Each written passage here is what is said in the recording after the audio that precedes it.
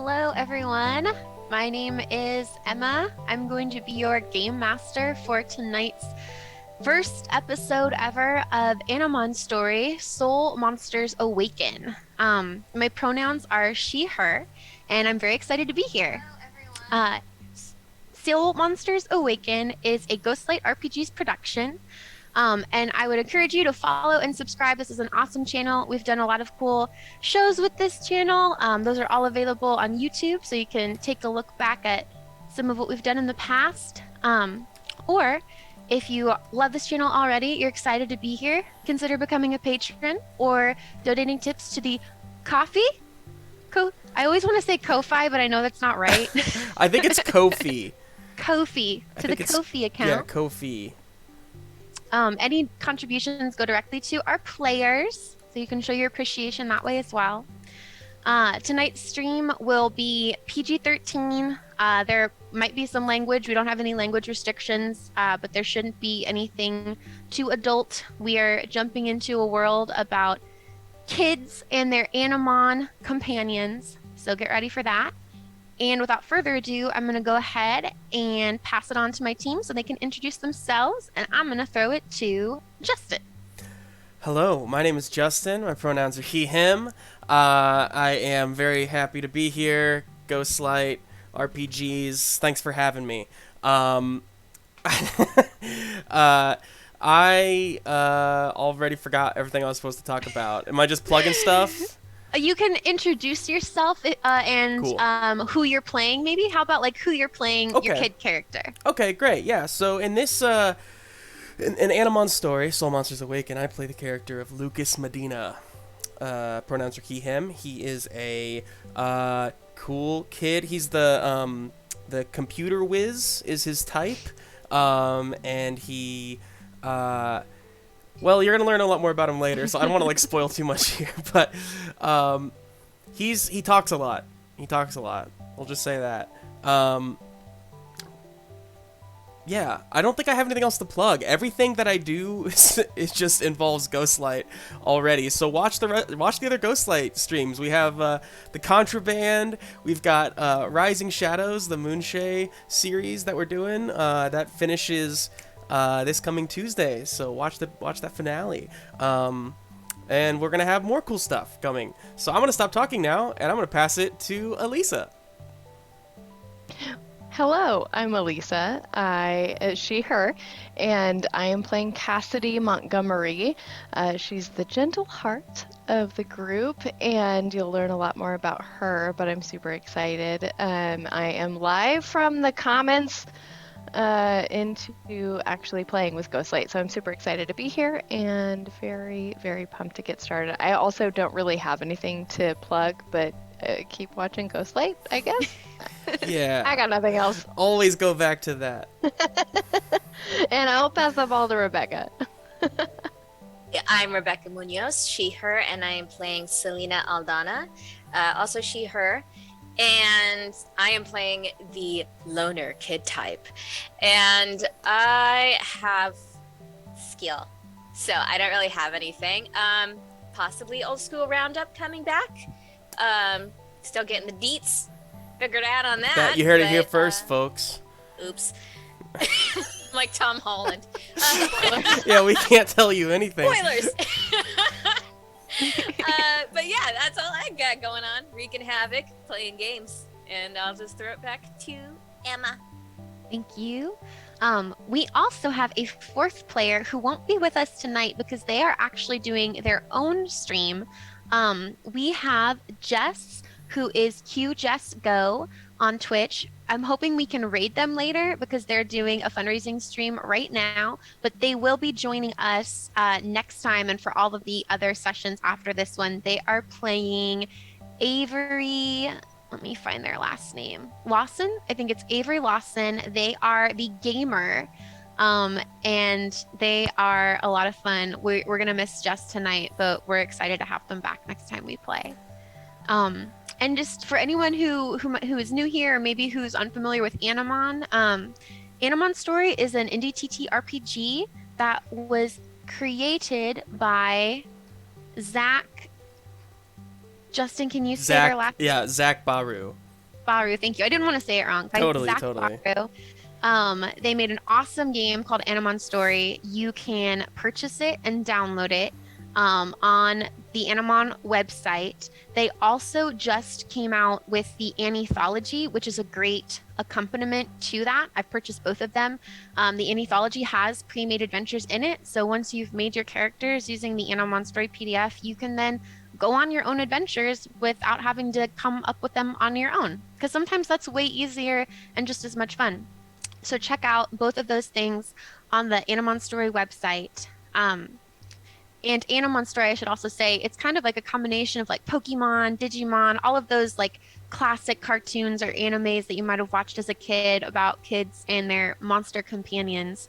So that's what we're here for. That's what I'm here for.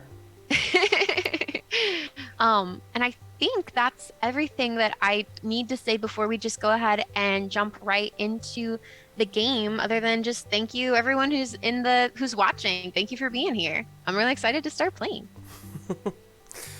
All right, Justin, let's jump into Animon Story Soul Monsters Awaken.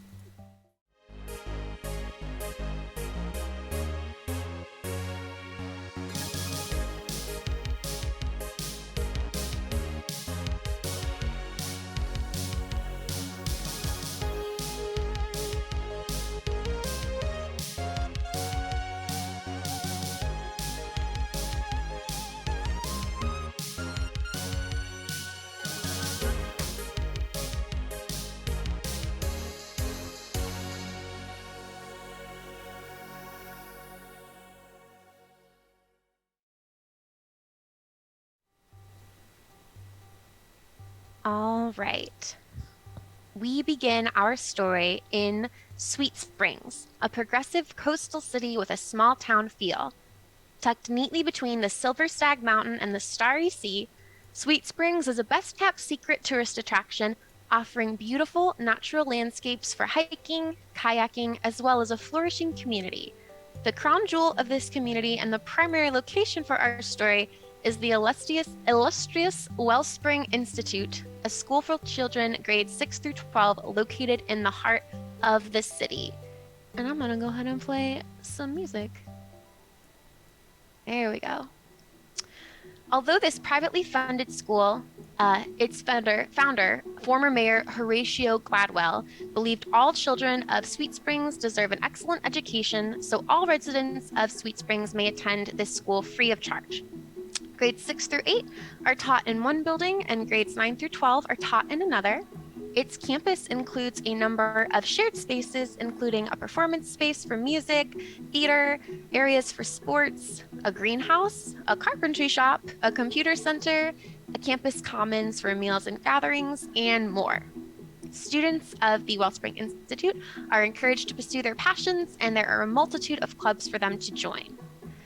If anything important is happening in Sweet Springs, it's usually happening at the WI campus, and that is exactly the case with this weekend. Today is Friday, March 18th, 2022. All classes have been canceled. All students are given the day off. For this weekend, the school is hosting its 20th annual Flower Festival, a weekend-long event celebrating the vernal equinox. To celebrate spring's arrival, the school throws a festival for the entire city, complete with music and theatrical performances, games hosted by various clubs, food and drink vendors, a market for student crafters to sell their goods, a fashion show, a dance, and of course, a flower competition with prizes for the best flowers submitted. Currently, students of WI are diligently working to complete the final preparations for this festival's launch, which will start this evening. Well, maybe not all of the students. We'll see. When our group of heroes met last, they shared a wild experience, met a few fantastical creatures, and discovered that the children's show some of them had loved as a kid, or still might love, in fact, might be real. So, we are going to start with Selena Aldana. I'm gonna switch our music over.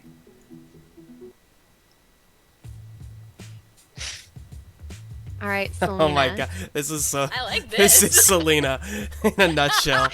I love this. Yes. Selena. I'm sorry, I'm trying not to laugh. Focus. Sorry. Selena. It is the morning after your adventure with Avery, Lucas, and Cassidy. When last we left you in our session 0, you decided to make your exit and head home to cook dinner for your dad. Benicio? Is that how you say it? Mhm. Benicio, more commonly known as Benny. Currently, it is about 9 a.m. and you are in your home. What are you doing? And for our audience, why don't you give them some background on how Selena is feeling about what happened last night? Okay. So Selena is she's like 15, short purple hair. It's in a choppy sort of cut. And she's, I think at this moment she's just kind of like just sitting up in bed. Like she's probably been up for a little bit now, but she's just staying in bed, and she's just staring across the room at where this egg is. The egg is like wrapped, like it's sitting on like a nest of like towels and sweatshirts and stuff that she just kind of picked up from around the room, and like maybe there's like a desk lamp on it. I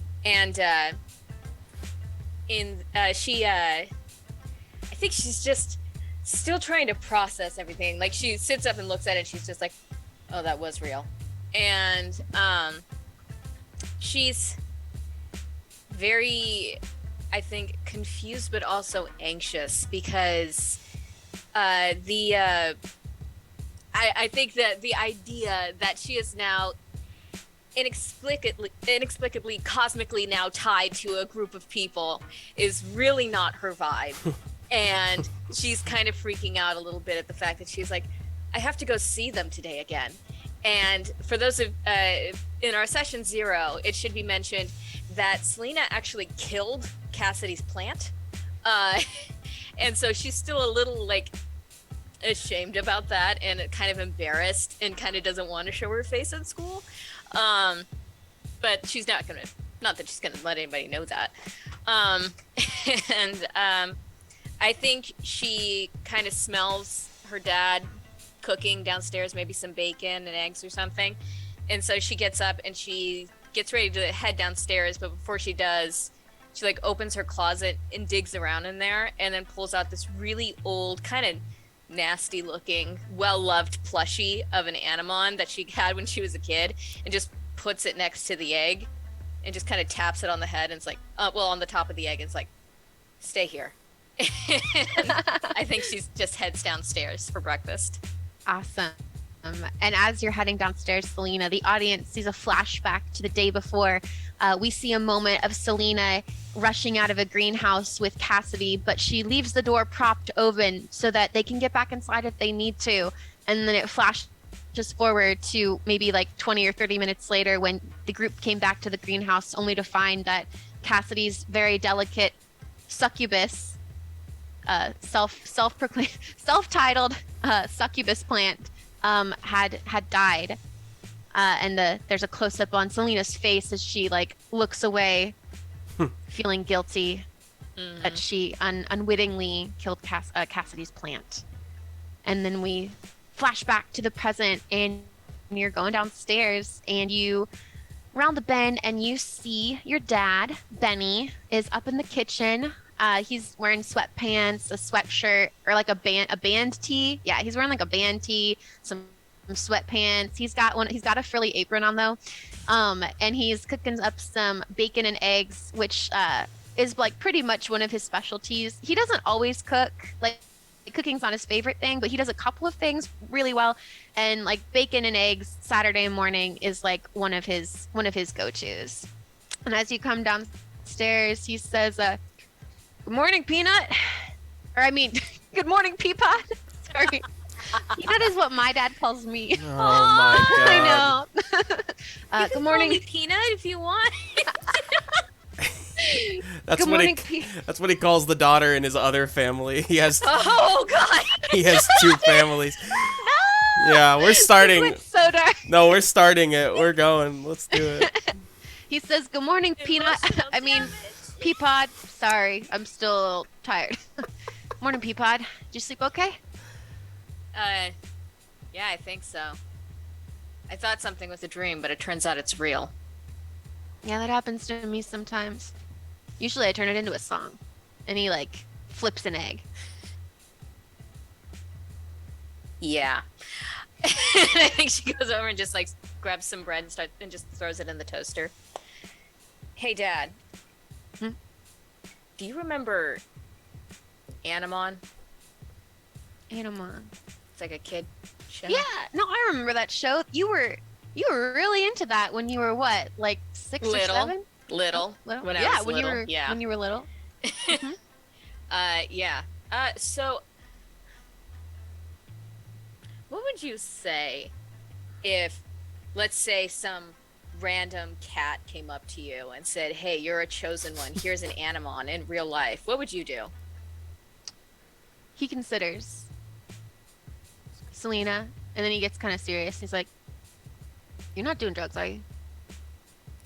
Like, I think she just like, I think like she just like she the toast she has in her hand, she like starts juggling it out of like just surprise that he would say that. Because I'm not gonna judge you, but What? No, no, I'm not doing drugs, Dad.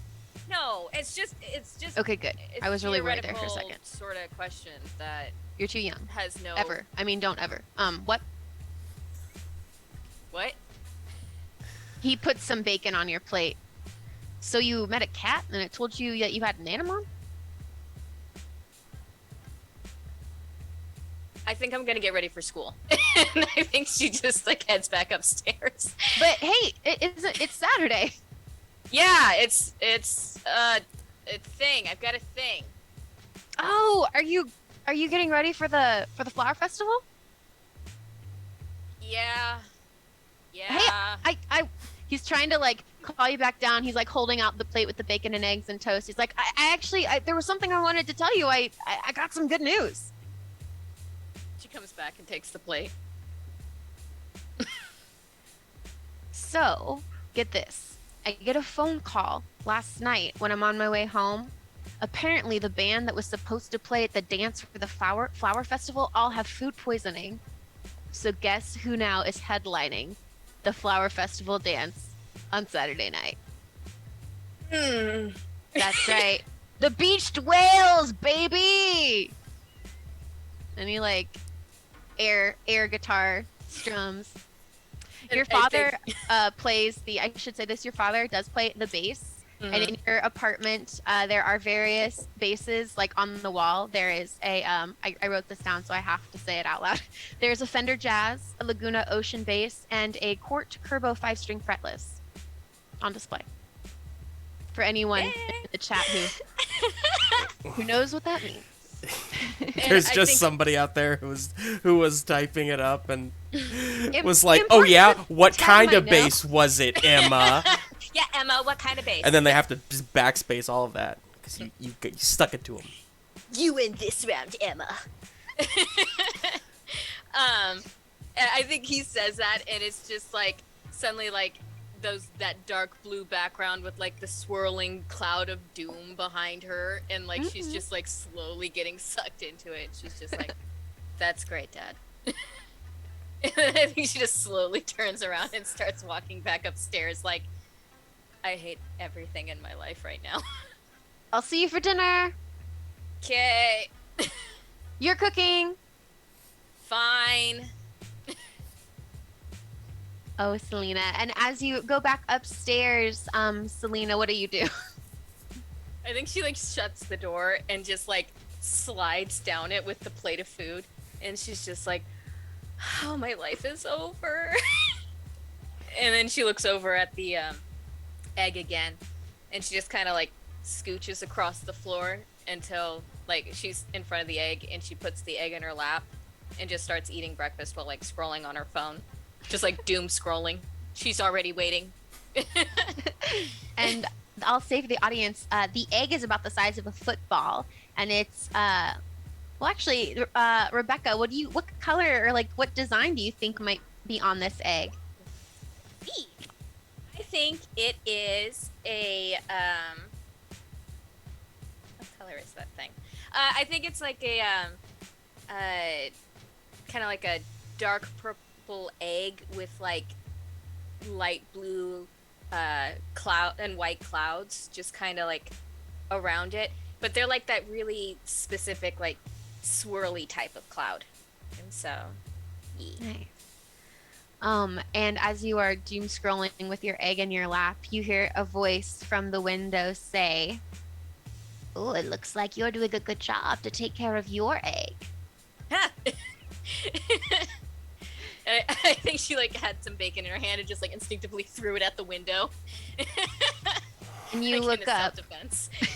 The bacon flies through the air and it flies past a cat-like creature with dark blue-black fur, black raven-like feathery wings, and two long skinny tails with little impish spikes at the end, as well as a small set of red horns, which is sitting atop the windowsill to your bedroom, licking its paw lazily. And you remember that this is Abysskurz, the Animon that you met last night, who told you that you were in fact a hero of destiny, and that you had an Animon companion inside that very egg. Oh, it's you. Yes, it is me. Are you just going to stay on your phone all day? I mean, no, I was just having breakfast. What are you doing in my window? I'm here to see why you're not at the school. I already told you that your friends' lives are in danger. We have to stop the raging Animon before it hurts anybody else. Okay. What's even causing this? Like, I don't know yet, but you need to find out. That's your job. You're the hero. awesome. And I think she gets up, puts the plate in the windowsill for that if it wants it, and I was like, "Fine, I'm going," and grabs some clothes and a towel and heads off to the shower to get dressed. And I think she's just like, "I didn't realize getting an Animon meant I got a nanny too." The cat flicks its tail and sniffs what's left of the plate, and as you're walking away, it like scarfs up a whole piece of bacon all in one lick. And we shift, as Selena gets ready for the day, we are going to shift over to Lucas. Let me get my Lucas music up. Lucas with the hot brother. Hey, yeah, Lucas with the hot brother. You haven't met him yet, folks. You haven't That's had what a he's chance. called. But That's you my will. name. All right, Lucas. Lucas Medina. Yes. Medina. Lucas Medina. We'll move to you next. Okay. So same setup, same question for you, Lucas. It is the day after your adventure the previous night. Lucas, first of all, where are you? What are you doing? And how do you feel after last night? Let me ask one question. Is it Friday or Saturday morning? It is Friday morning, but today is the day that you guys are all off school because the school Right. is finishing preparations for the festival, which launches this evening. Right. We find Lucas sitting in his chair. He uses a wheelchair. He is sitting in his bedroom at his computer desk, basically. We see him. He is holding an electric blue egg, the size of a football, in his lap. There are tiny bit, like, just every now and then, like a little spark will shoot off of the egg. The computer screen itself is currently running a video. There's a video playing of an old, it's a clip of an old Animon cartoon. And next to that is a notepad with scribbled notes on it. Horrible handwriting. You cannot read it at all. But just pages and pages of notes. Lucas currently is drooling on the egg as his face is just kind of like toppled over like this on it. and his mouth is open. He just fell asleep about 45 minutes ago. After staying up all night long doing research, watching more Animon, trying to recap, understand things better. If you would have checked in on him like 4 hours ago, you would have seen him like actually like holding the egg and like talking to it for a while, trying to like wake it up. But that's where he's been all night long. Yeah, Awesome. he's sleeping. Lucas, as you sit there drooling over your Animon egg as the game or the show plays across the screen, a call comes from the outside of your bedroom door. You hear your mother, Maria Medina, call, Lucas, it's time for breakfast. But I think maybe and Lucas then, is a light sleeper apparently. there you go. And then almost immediately, without knocking, the door to your room bursts open. And your brother, Landon Medina, walks in, already dressed for the day, already has done his hair. It looks great. He's always got like a little like swoop, like clearly has styled it perfectly. Landon, your brother, he is a 12th grader. He is not necessarily what you would call popular, but he is the top of his class academically, so he does have a certain level of social status within his class on his own.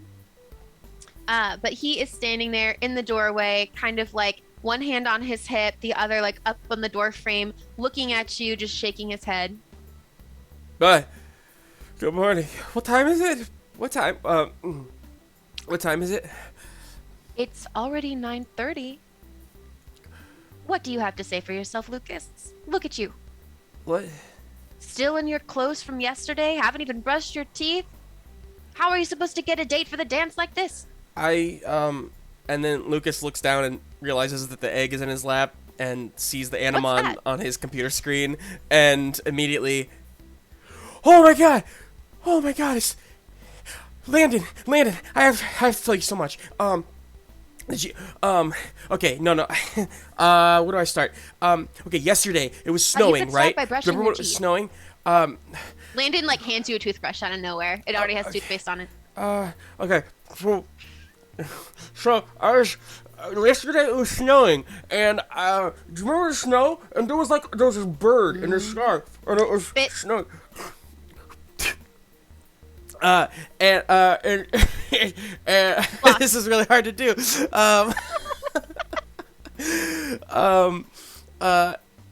There's a bird in the sky, and the kid, and Roan was there, and he helped us, but there was... I know, he told me about that. Oh, he did? Okay, so you know about the Animon, and I hold up the egg. I know that apparently one of the 9th years, Carlos, passed out or something, and that Roan helped your friends take him to the nurse's office. Yeah, that's true. What But is this giant egg? This, Is this another one of your projects? yeah, it is. Interesting. He takes it, and he shakes it, like listening careful. to see if it has any mechanical... No, don't, I wouldn't, don't shake it. Oh, it's warm. Is this real? No. Yes.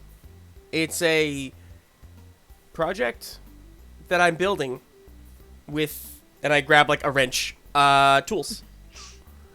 Ah, of course. He places it back on your lap. Well, when you're done with your project, you should probably put on some clothes, but I would suggest taking a shower first. Yeah, right. Thanks. Yes. What day is it? Oh, dear brother. Today is Friday. Today is a Friday. The day before the festival. It's Right. Friday, March 18th, 2022. Right. Tonight's the show, the dance. Flower There's a festival. festival. Yes, it kicks off with a symphonic and choral concert. Right. Okay. You need to wear something classy. Cool, I've cool, picked cool, out some cool, cool, options. cool, He cool, goes cool. over to your closet and he's pulling things out and putting them on the bed. Oh. You know, this Thanks. is kind of what Landon does with anyone. Yeah. He does the same thing with his boyfriend, Roan Winters. Yeah, his freaking hot boyfriend. We all know. Do we Landon, is I'm gonna go shower, but are you sure I need to wear Good choice. like that? I mean, so actually, I'm supposed to meet with Judea. Is it Judea, Emma? Yeah, Judea Butler. Yeah. So I'm supposed to meet up with Judea at some point, and then, but I told Cassidy that we'd meet up as well.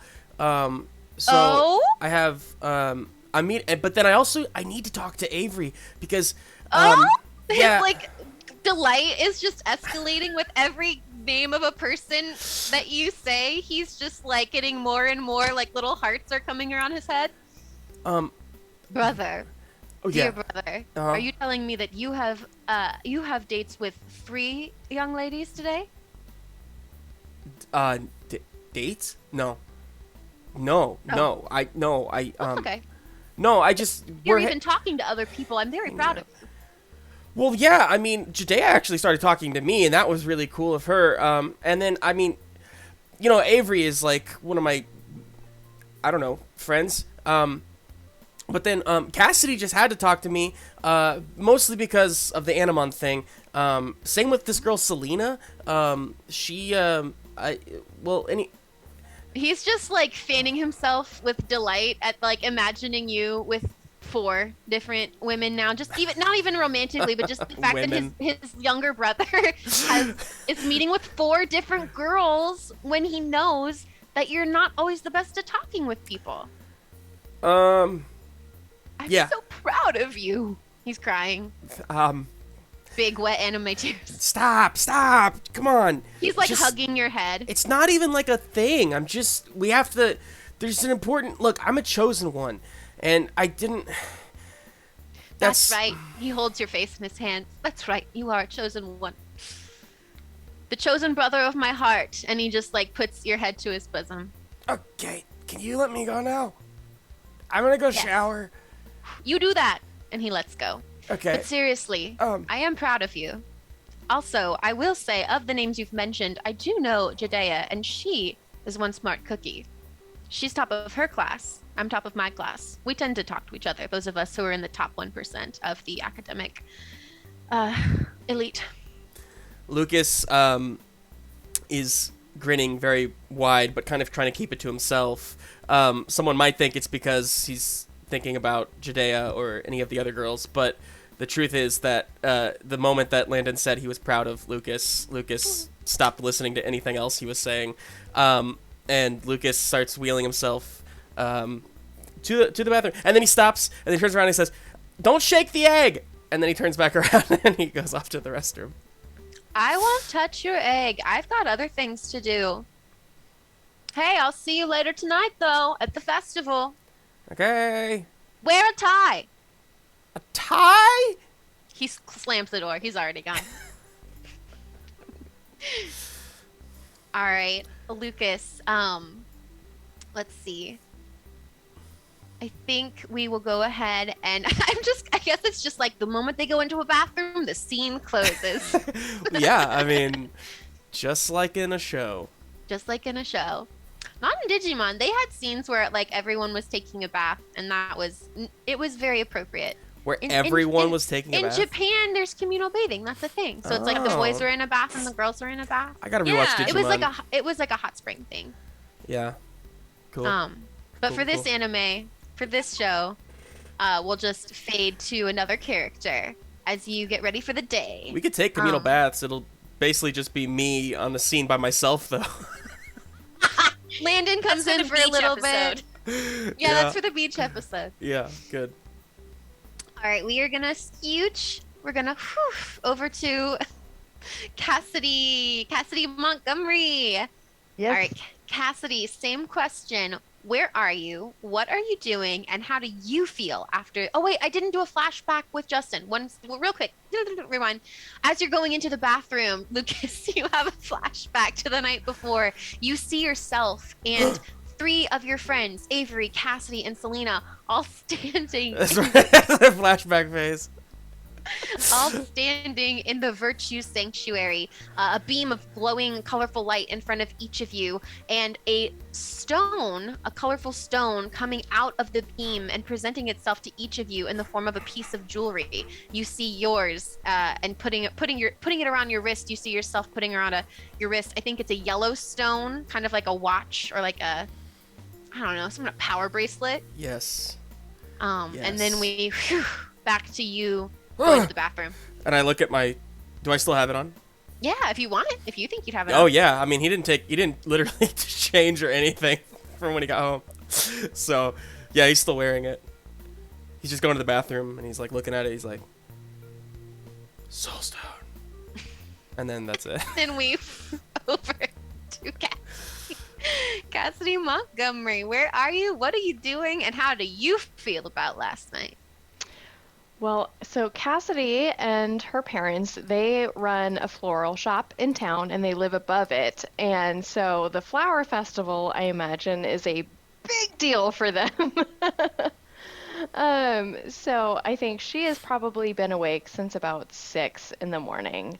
And so her and her parents had a quick breakfast and then they probably went downstairs, started tending to some of the flowers and like putting together bouquets and like side pieces and centerpieces that are going to be a part of the flower festival this weekend. And she's just kind of helping them prep until she goes back to Wellspring Institute, goes to that greenhouse, and is prepping other further like flowers that they have there. Yes, and Cassidy, you are in the shop. You see your mom is at the register. She's checking people out who've come in to buy flowers for the festival. Your dad is restocking some shelves with little starter flowers. Like you said, this is one of the busiest times of year for you because people are buying flowers to give as gifts. They're buying flowers for their homes. This is a big weekend. And as you are in the shop, I'm going to ask you, where is your egg? Is it with you? Is it in your room? I think that, so Cassidy she's been working in that greenhouse at Wellspring Institute for a couple of years now, and I think she's got a couple of like, those like mini, like where you like have them in your kitchen and you grow like little like, what am I talking about? Like strawberries or like like strawberries or just like different like things to use in your food. Yeah. And so I think she's got a couple of those and she's using one of them as like an incubator for her egg at the greenhouse. So she's like constantly thinking about that, but she's like really trying to focus on what she's doing with her parents until she can get back to it at Wellspring. Awesome. So Cassidy, as you're in the shop, you have a moment to pause as there's a lull in the activity, and you hear your dad come up behind you and he says, "It's going to be another busy weekend this year." Yep, it sure is. Is there anything else I can do? What else do you need, Dad? Your father, Zak Montgomery, he looks around and he says, "Actually, It's gotta be a porn star name, right? It is now. it's just a cover." It's gotta be. Oh, I'm gonna look it up. Hang on. I'm just joking. while you do that, former adult movie on Zak Montgomery. He says, "Actually, we do have some flowers that we need you to run to the school for the flower festival today. So, whenever, actually, I meant to ask you, are Mom and I are wondering, are you planning to participate in the activities this year?" I think that's going to take Cassidy in for a second as she thinks about the plant that she's been working on forever that is now quite dead. But she did kind of excavate some roots and she like was able to like repropagate some of it. And so she was like, well, I was planning on having a plant to present in the competition this year, but there was some weird weather yesterday and like that didn't work out. So I'm gonna do that next year. I'm working on it again. It's gonna be a succulent and a Venus flytrap. Guess what I'm Oh. calling it, Dad? Oh, are you calling I it named it. Wait, are you calling it is it a It's a succulent! He was the second. Ah! He picks you up and he spins you around. Ah, my clever girl. Oh, that's amazing. We could put it on display in the shop too. It might be a hit. Who knows? Yeah, it could be like in the front window, and I thought maybe it would like draw more people into the shop, like I don't know, like a marketing like thing. I don't know. It was just like an idea that I had. But it'll be an idea that works great next year, and that's fine. But there are like a lot of plants that like I worked on for just like the like side bouquets like on the streets and stuff, like at the school.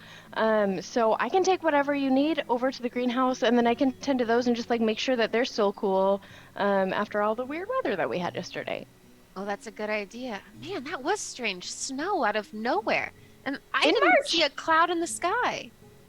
And it went away just as quickly as it appeared.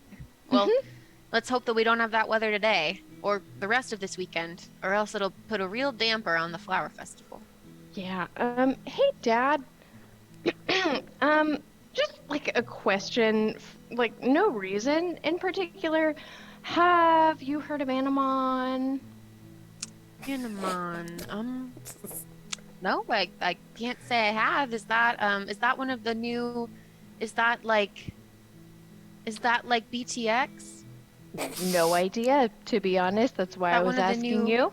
The Yep, new cool band, the music groups. He tries to like dance a little bit, like on the tactics. You know how Those they are- do the. Yeah, those are really good moves, Dad. I really like that. Oh, I'll...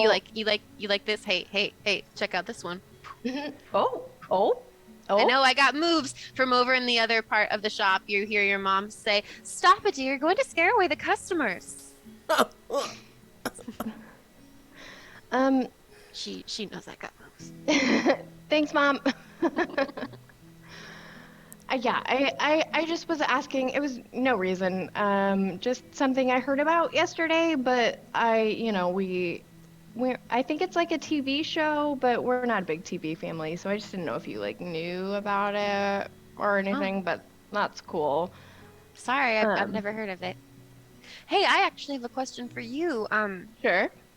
Have you heard from and he kind of, hesitates a second before saying it, but he says, "Have you heard from Theo?" I think Cassidy will just like take a deep breath and just be like, we write every once in a while. Ever since she moved last year, it's been we kept in touch for a while at first, but it's gotten harder and harder as life gets busy, and we've both got school, and she's trying to make new friends, so she's got to focus. She's got to pay attention to them. So it's been a little quiet on that front, but it seems like she's doing really well and meeting some people, so that's good. That is good. I'm glad to hear that. He starts to like wipe dirt off of one of the shelves. He says, you're a really good friend too. I'm sure that there's a bunch of kids out there who would love to get to know you better. And yeah, well, that's really nice, Dad. I sorry. I'm actually just saying.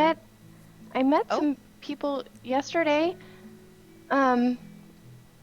And with the weird weather and stuff, we all hung out, and that was pretty cool. So I think I'm gonna meet up with a couple of them today when I go over and prep for the flower festival. So I'm excited. Across the room, the cash register like slams closed, and like there's a and your mother is like immediately next to you, and she's just got like stars in her eyes, and she's like, "Did I hear that my daughter has friends?" Yeah, Mom. I have friends. Oh, Hey. honey. She Yeah, just thank like you. grabs you and hugs you. That's really nice, Mom. Jeez, Oh, I'm just so that's happy to tight. hear that. I know it's been such a hard year for you with Theo moving away, and I'm just, oh, I'm sorry. I'm getting emotional again. I'm just really happy Thanks, for you, Mom. honey. Thanks, Mom. What flowers do you need me to take over to the school? You mentioned flowers earlier. Let me help out on that. Yes. And she goes over to behind the counter and she pulls out a whole crate of flowers that are meant to be used for they are so cut flowers, so they're meant to be like used for decorations, maybe like in little vases or to be like put in like trellises and whatnot. So they she hands you a big old crate of that, and she says, "Will you be okay to bike this over, honey?" Yeah. I've got, plenty of room. I've got, all kinds of things I can use to keep it safe in my basket, in my bike. So, Okay. got it. Good. Well, you go ahead and you go to school and you spend time with your friends. Thanks, Mom. Then they just like hold each other as they look at you, just so happy. I imagine your dad. I don't know if I imagine him as the dad from Kiki's Delivery Service. And your mom as having like just like really rosy cheeks, and maybe she has the same red hair as you do. And as you pick up the crate of flowers and affix them to your bike, as you prepare to leave the She Loves Me flower shop, you hear a voice from behind you say, "Well, that was quite touching, if I do say so myself." And she will immediately turn around and be like, sorry, what? You see that up on a tree branch of a nearby tree, Abysskurz, the cat-like Animon that you met the night before, and he's looking down at you while his tail lazily moves behind him, and he says, "That was a very touching display, but I must tell you, I am quite disappointed that you've abandoned your egg." Right? You exist. You're still here. I wasn't hallucinating yesterday. Yep. That is a thing that is happening. It's not abandoned. I was just taking care of it and keeping it incubated so it could hatch later. I don't know what. Actually, that's not such a bad idea. And they jump down from the branch and saunter over to you, and they say, "You'd better get to this school. I've tried to wake up your lazy friends, and so far nobody has made it there yet. If your classmates are overtaken by their Animon, it won't be my fault." Overtaken? Yes. Is that a thing that can happen? They look at you intently and they say, "You need to stop the raging Animon inside the souls of your friends, or else they will overtake your friends, and your friends might lose themselves completely, forever." Did I hang not on. mention that yesterday? No, is that what happened to Carlos? Is that why he passed out? Is because he was freaking overtaken? The cat nods gravely. The Animon that overtook him last night didn't have full control yet, but if it gets full control, it could be very bad for your friends. Okay. Well, I guess I'm gonna bike real fast and get there. Wait, I need another Band-Aid. And she just I think stuffs more first aid stuff into her overall pockets and then gets on the bike and is ready to go. "I'll meet you there," and it runs off swiftly. Okay. Bye.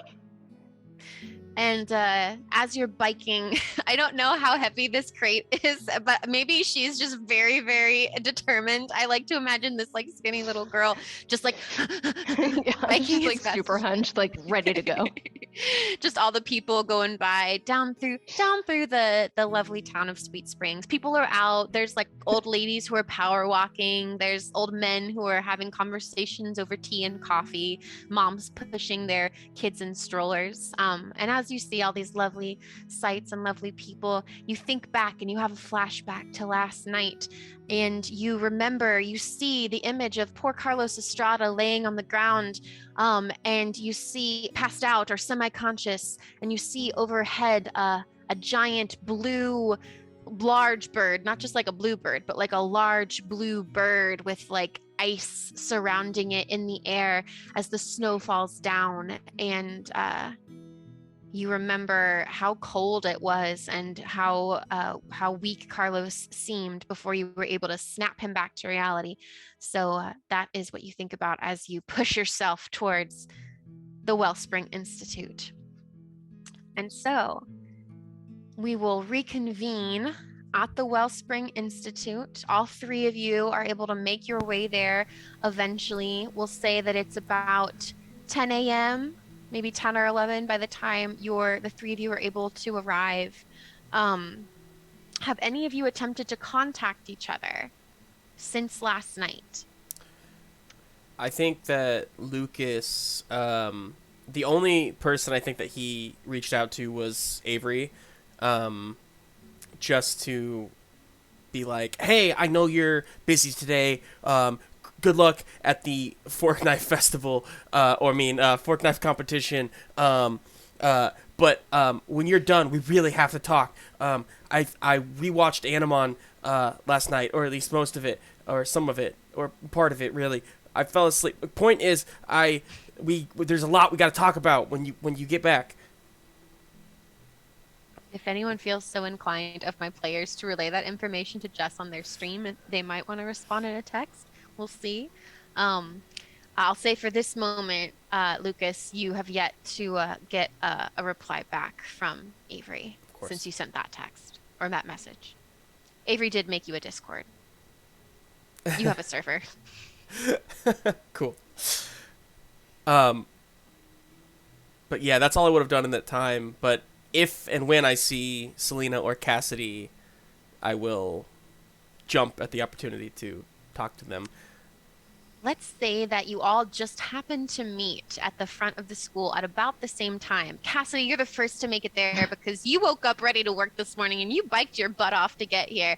So you get there, you're able to park your bike, to latch it. And as you're just finishing up, I think maybe Lucas in his excitement gets there second. And then finally Selena very coolly just like saunters onto the scene looking too cool for school. Switch the music. Let's see. Yeah. For the record, my egg is in my backpack, which Thank you. I have. Normally I hang it on the back of my chair, but today I actually have it strapped like a baby Bjorn, like to the front. And I'm just coming in that way. Cassidy, Selena, over here, over here. Hey, Selena. Anyway, hey, Cassidy. Cassidy. Hey. Hey. How's it going? Good. Yeah. Good. Cool. I'm a little wired. I didn't really sleep much last night because I was doing so much research and stuff. But I think that we should talk. We should talk, right? Because there's some stuff that we should talk. Let's go. Avery's not here today because there's this fork knife competition. It's a whole thing. Anyway, it's been like months in waiting. And like really, I mean, a good chance to like win. It's Selena. Hey, over here. Hey, I've got this big old crate of flowers. Maybe we can transfer this conversation to the greenhouse where I can maybe not be carrying it the whole time. Yeah, sure. I'll just follow you. Selena, come on. Yeah. Like Selena's like walking like a few feet behind you, and her egg is in her duffel bag, which is kind of slung over her shoulder. It's like a duffel gym bag thing. It's a lot of flowers. It's a flower festival, so you know. Tracks. They need a lot. Yeah. Can you guys maybe just like help me just like sort these out? Like they just like if we can have one of each color like in each vase, that would be awesome. Yeah. Sure. Yeah. Can we sort while we talk? My parents, they've got a lot going on, and I just like don't want to Like, I told them I'd take this off their plate. Yeah, sure. Do any of Look. them need to be watered? There's water in there. It's cool. It's cool. We'll water them later. There's a flashback to yesterday when Selena just overwatered the crap out of a plant and it drowned died. everything. It drowned, It and died its soul instantly. left the body and went to plant heaven. Oh, I'm sorry. Did you say you guys were already in the greenhouse? yeah. Okay, cool. That just So, did anybody else get a rude wake-up call from that damn cat? She showed up a couple hours after I was awake, but, you know, what do you mean? What? You guys saw the cat? Abysskurz? Yeah, You didn't? yeah. No, what the heck? Lucky. It's not very nice. I have so many questions for them. Like, I Maybe that's literally why I have a didn't. list. Maybe that's why it didn't show up. Well, oh. Right. Like, what kind of questions? Oh, okay. I like reach through my bag, past the egg, pull out like a really crappy, like just like there's like soda stains on it, and like it's crumpled in places. Right. Okay. Like where do Animon come from? Which came first, the show or real life Animon? Also, Abysskurz. Are you a cat? I mean, that's just one that it was like 3 a.m. and I was thinking about that. But or like, are they like a bird? Like, are they like a demon? Like a drat? I don't know.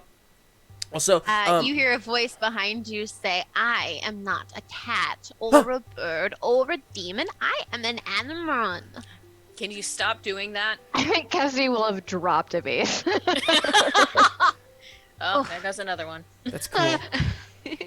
You see that Abysskurz comes out from underneath one of the benches, and then you see as Abysskurz comes out from behind a chair, and then you see as Abysskurz comes out from the top of a shelf as 3 Abysskurz walk to the center of the room. Each of them jump up on top of a central table, and then you see as the 2 on the ends like get sucked back into the middle one. Oh, I hate that. What That's- just happened? That's cool. It's my signature move. Copycat. That's good. I can only make 2 duplicates of myself. That's why I did not have time to visit you. And they point their paw at you, Lucas. I was busy with your friend Avery. Got it. No worries. Oh, I bet they got an earful. Now, you said you had some questions for me, and I am happy to answer them as best as I can. Oh, I look to the other 2. Should I go? You're the one with okay, the notebook. List. Where do Animon come from? Animon are manifestations of the human psyche. They are born in the souls of humans, where they lie dormant until awakened. They usually appear during an emotional or important moment, but they don't always awaken. Some people can go there, well, I should venture to say, most humans would go their entire lives without even knowing that they have an Animon inside them. But if you've ever, if you've ever heard someone say that they have a guardian angel watching over them, or perhaps a child is said to have an imaginary friend, most often that is actually, in fact, their Animon. So like a pocket dimension. Okay. And then second question, no. What? What do you mean, pocket dimension? Oh, I just meant because matter just can't spring out of nowhere, and so there has to be. I mean, is there like a portal that brings you into our world, or are where did this egg come from?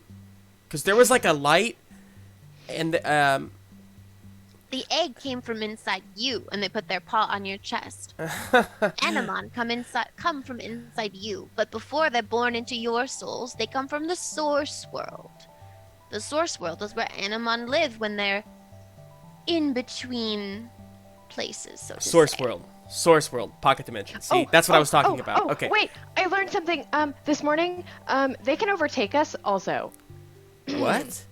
Yep, Correct. it's bad. Is that is that It what doesn't happened to seem Carlos? Yes, that's what I said. Yeah, apparently. Oh. I don't really know what to do about that. That has not been anything that I've learned how to fix from Nurse Star. But yeah, I don't know what to do about that. So how exactly are we supposed to find this evil Animon? Your soul stone, of course. And they gesture to the various soul stones that you have. Would each of you, I think Selena, you might be the only one, or maybe Selena and Cassidy both haven't gotten to describe theirs yet. So can you each describe what your soul stone looks like and how you're wearing it? Selena's is on a choker. It's a black leather choker that's like braided, and there's a deep like royal purple, almost amethyst stone hanging off of it. Yeah, and Cassidy's is in the midst of like a silver best friends locket that she's got, and it's just a little green stone that's a part of it. Beautiful. Your soul stones are the key to saving your friends. Your soul stones can be used to identify when a powerful Animon has emerged from a human soul. You can also use your soul stones to travel into the soul of a human being and soothe the raging Animon that dwells within it. Did you say Sue? Soothe. Oh, okay, good. Because I don't know anything about law or legal practices. I know divorce. That's a Oh. joke. Lucas is very uncomfortable all of a sudden. There's like one of those like, like Yeah. she goes, Selena just looks away awkwardly. I think Cassie would like start to reach a hand, but then she's like too afraid to like actually land it on Selena. Selena kind of glares at her for a second, like, don't you dare. Just takes it away slowly. As you guys are having this exchange, Abysskurz seems oblivious, and they say that sometimes particular emotional triggers can awaken an Animon, and this can cause terrible upset inside a human soul. In the worst case scenario, the human and the Animon switch places. The human being trapped inside a closed world inside their own soul, and the Animon left to wander the physical world. That's where you come in. Only you and your friend Avery can fight the Animon and return them to the souls in which they should be housed. But to do that, you have to go inside their soul room. You'll understand when you do it for the first time. Got it. Hopefully. Okay, Lucas has been taking notes, by the way. I'm here to assist you however I can. Cool. So you're saying our eggs won't hatch until we have an emotional peak? Oh, no, your eggs will hatch probably sometime today, since they've already been born into the physical world now. They Hell awakened when yes. you received your soul stone. Animon all start as fledglings once they hatch from an egg, and then they can soul transform into a basic Animon and on upwards. It's just like the show. Show. Sure. Yeah, there's a show. So you're saying you don't know about the show? Oh my gosh, this is crazy. I pull up my phone and I start looking up the show, and I find like the badass intro theme song. Oh my god. Yeah, a show. Like and I show it. This Wow, looks Cassidy nothing is like like an fascinated. Animon. That animation did not age well. What is this? It's Animon. It's the same thing like you're talking about. There's the basic stage. There's a super stage. They have kids that and like their soul bound. How do we get these? things to hatch. You must take care of them. Keep Oh, them warm. Some people might sing to their eggs, rub their eggs, take baths with their eggs. It really just depends. Humans are quite interesting creatures. Honestly, I don't know if any of it makes a difference. Although you wouldn't want to leave your egg out in the cold. Cool. so if I was, like, hypothetically speaking, like, talking to my egg for a long time last night, like, is my Animon, like, would they hear that? Or are they, like, asleep right now? I don't know. Okay, cool. I No, don't it's not like I remember. didn't say anything, like, embarrassing or anything like that. It wasn't. It was. Those- Lucas gets quiet. As you have a moment of quiet, somebody else enters the greenhouse. Let me see here. What kind of music do we want for this? Jazz. Jazz. It's just jazz. Intense jazz. Jazz. That's a, Oh. Intense smooth Intense jazz. Who walks in? It's Nurse Star. I'm gonna go back to our cool music. Or is it Roan Winters? It's Either It is could be fine with either. me. Honestly, they have Honestly, the I'd same. be glad with They have any the of them. same Same vibe. vibe. You look to the door, hoping that it's Roan Winters, like the 12th grade soccer captain, hottest guy in school, has a fan club, or hoping maybe it's Nurse Star, the badass nurse who has a pink undercut bob and tattoos and piercings. And instead, you see Victoria Appleblossom, a 10th The year. worst.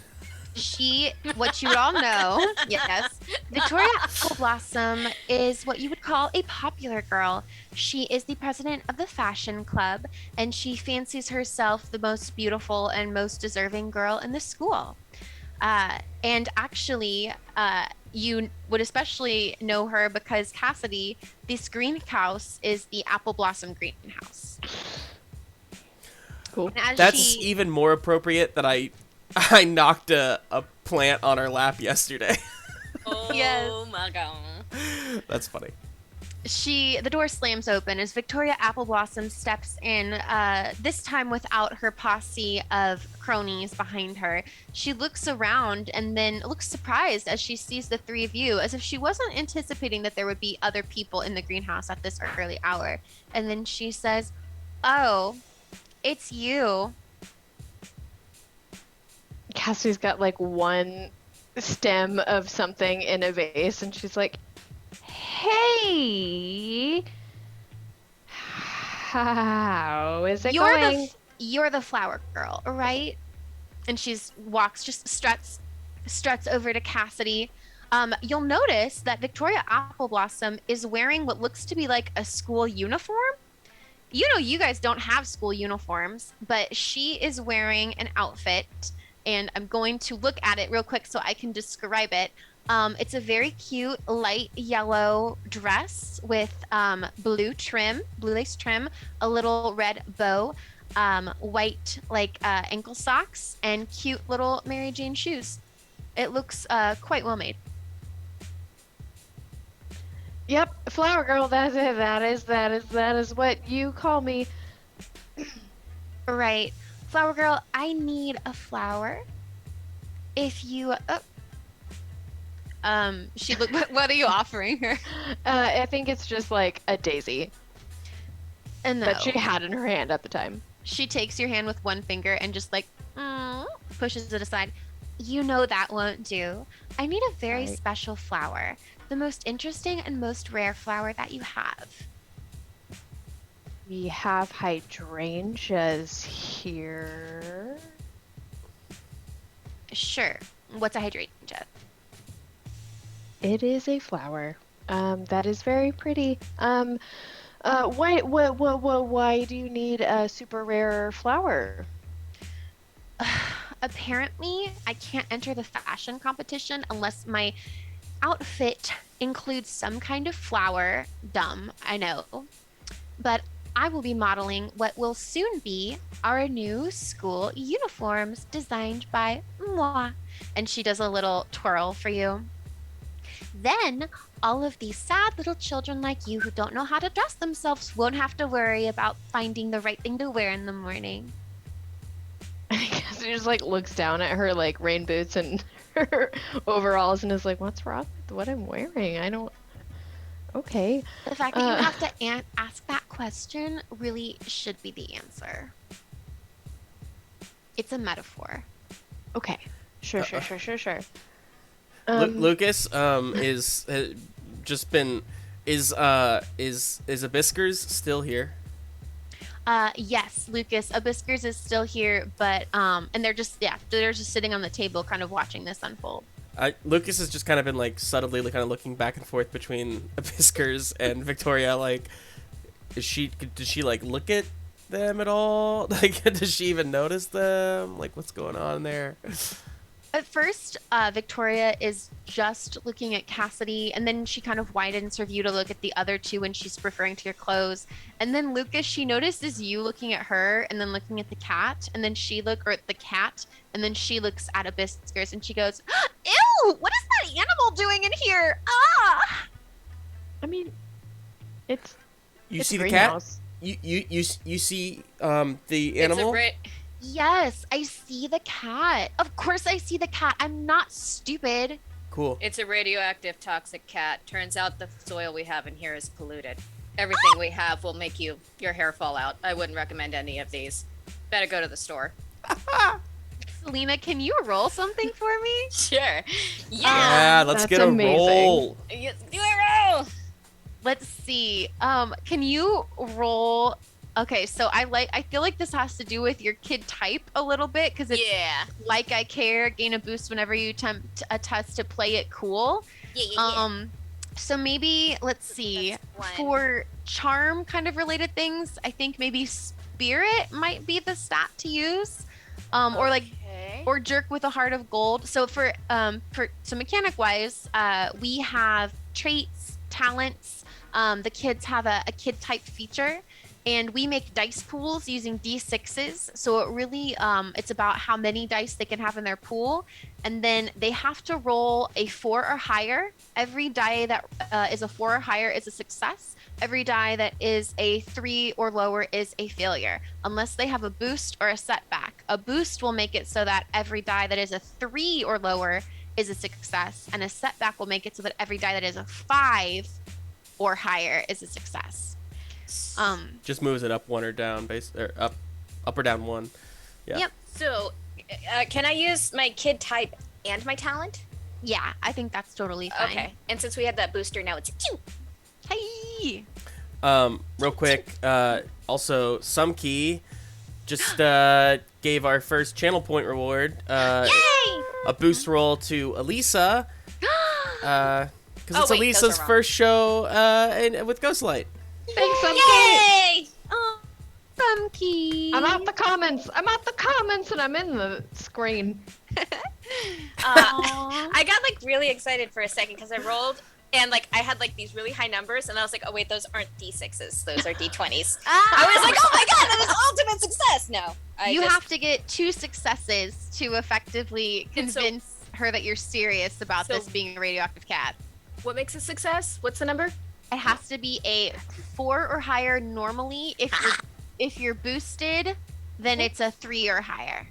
I got a 5 and a 6. Yes, she did. Selena, you succeed. So, like Selena says that and she says, you know that chubby 9th grader that passed out the other day? He was in here. Haven't seen him since. Oh my god. Ew, What's that? Ew. I think some of your hair is falling out right now. She grabs her hair. No, not my hair. She has like long, wavy blonde hair. No. I'd run while you still have the chance. You freaks. My father's gonna be so mad when he hears that you've brought that nasty animal into the greenhouse. Ugh! And she turns on her heels and she stomps out the greenhouse and slams the door behind her. I enjoyed that. That was really cool. How did you even? You just came up with that so fast. You were just like, your hair's falling out, and she was like, ah. He's cool. Trust me, I know that type of girl. I know what makes him tick. Thanks, Selena. That was really nice. That was really nice. You're really nice. You're a nice person, aren't you? Yeah, you are. She just Selena, looks away. Selena gets 1 XP for leaning into her virtue, which is loyalty. Yay! Be loyal to your friends in that moment. And used your jerk with a heart of gold. That's her. It works. Yep. See, it works. Jerk do with you a get heart of gold. that? Do you get that when you lean into your desire as well? Yes, Ooh.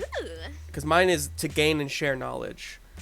that's true. Would I? Let's give you get an XP too for all of the for the looking up all of the Animon, staying up all night looking up all of the Animon stuff and rewatching videos, as well as talking to Abysskurz and asking them questions.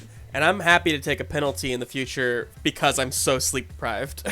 Well, it was that. going to say if you lost any stamina in session 0, that stamina has not come back. I don't Yeah. remember if you've taken any hits or not. I lost 2 points, so that so stays you are gone. still I'm 8 out of 10. Yeah. okay. All right. Abysskurz looks back at the 3 of you and they say, "That human is quite annoying." Tell me about it. Yeah. Not wrong. So cool.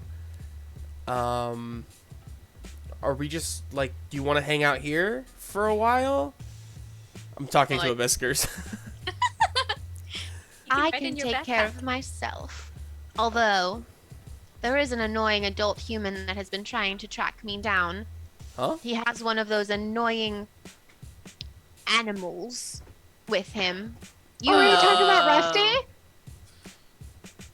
The human with the mustache and the annoying The thing dog that with- goes woof. Yeah. Yeah, he's the custodian. That's Rufus, his dog. Rusty and Rufus. Abysskurz They're back super arches. nice. Oh. Cool. Oh, right. Sure. Makes sense that you wouldn't Right. like him. Not a But fan you're of dogs. not a cat. Okay. So Pick a side, Abysskurz. are we just like supposed to hang out until our Animon hatches, or like should we go like investigate stuff? Like, I highly recommend that you do some investigating. yes, I can do that. Yeah. Okay, Cassidy. We should maybe find Carlos. Yeah. Oh yeah, that's his name. Yeah. He's got a solo tonight with his flute.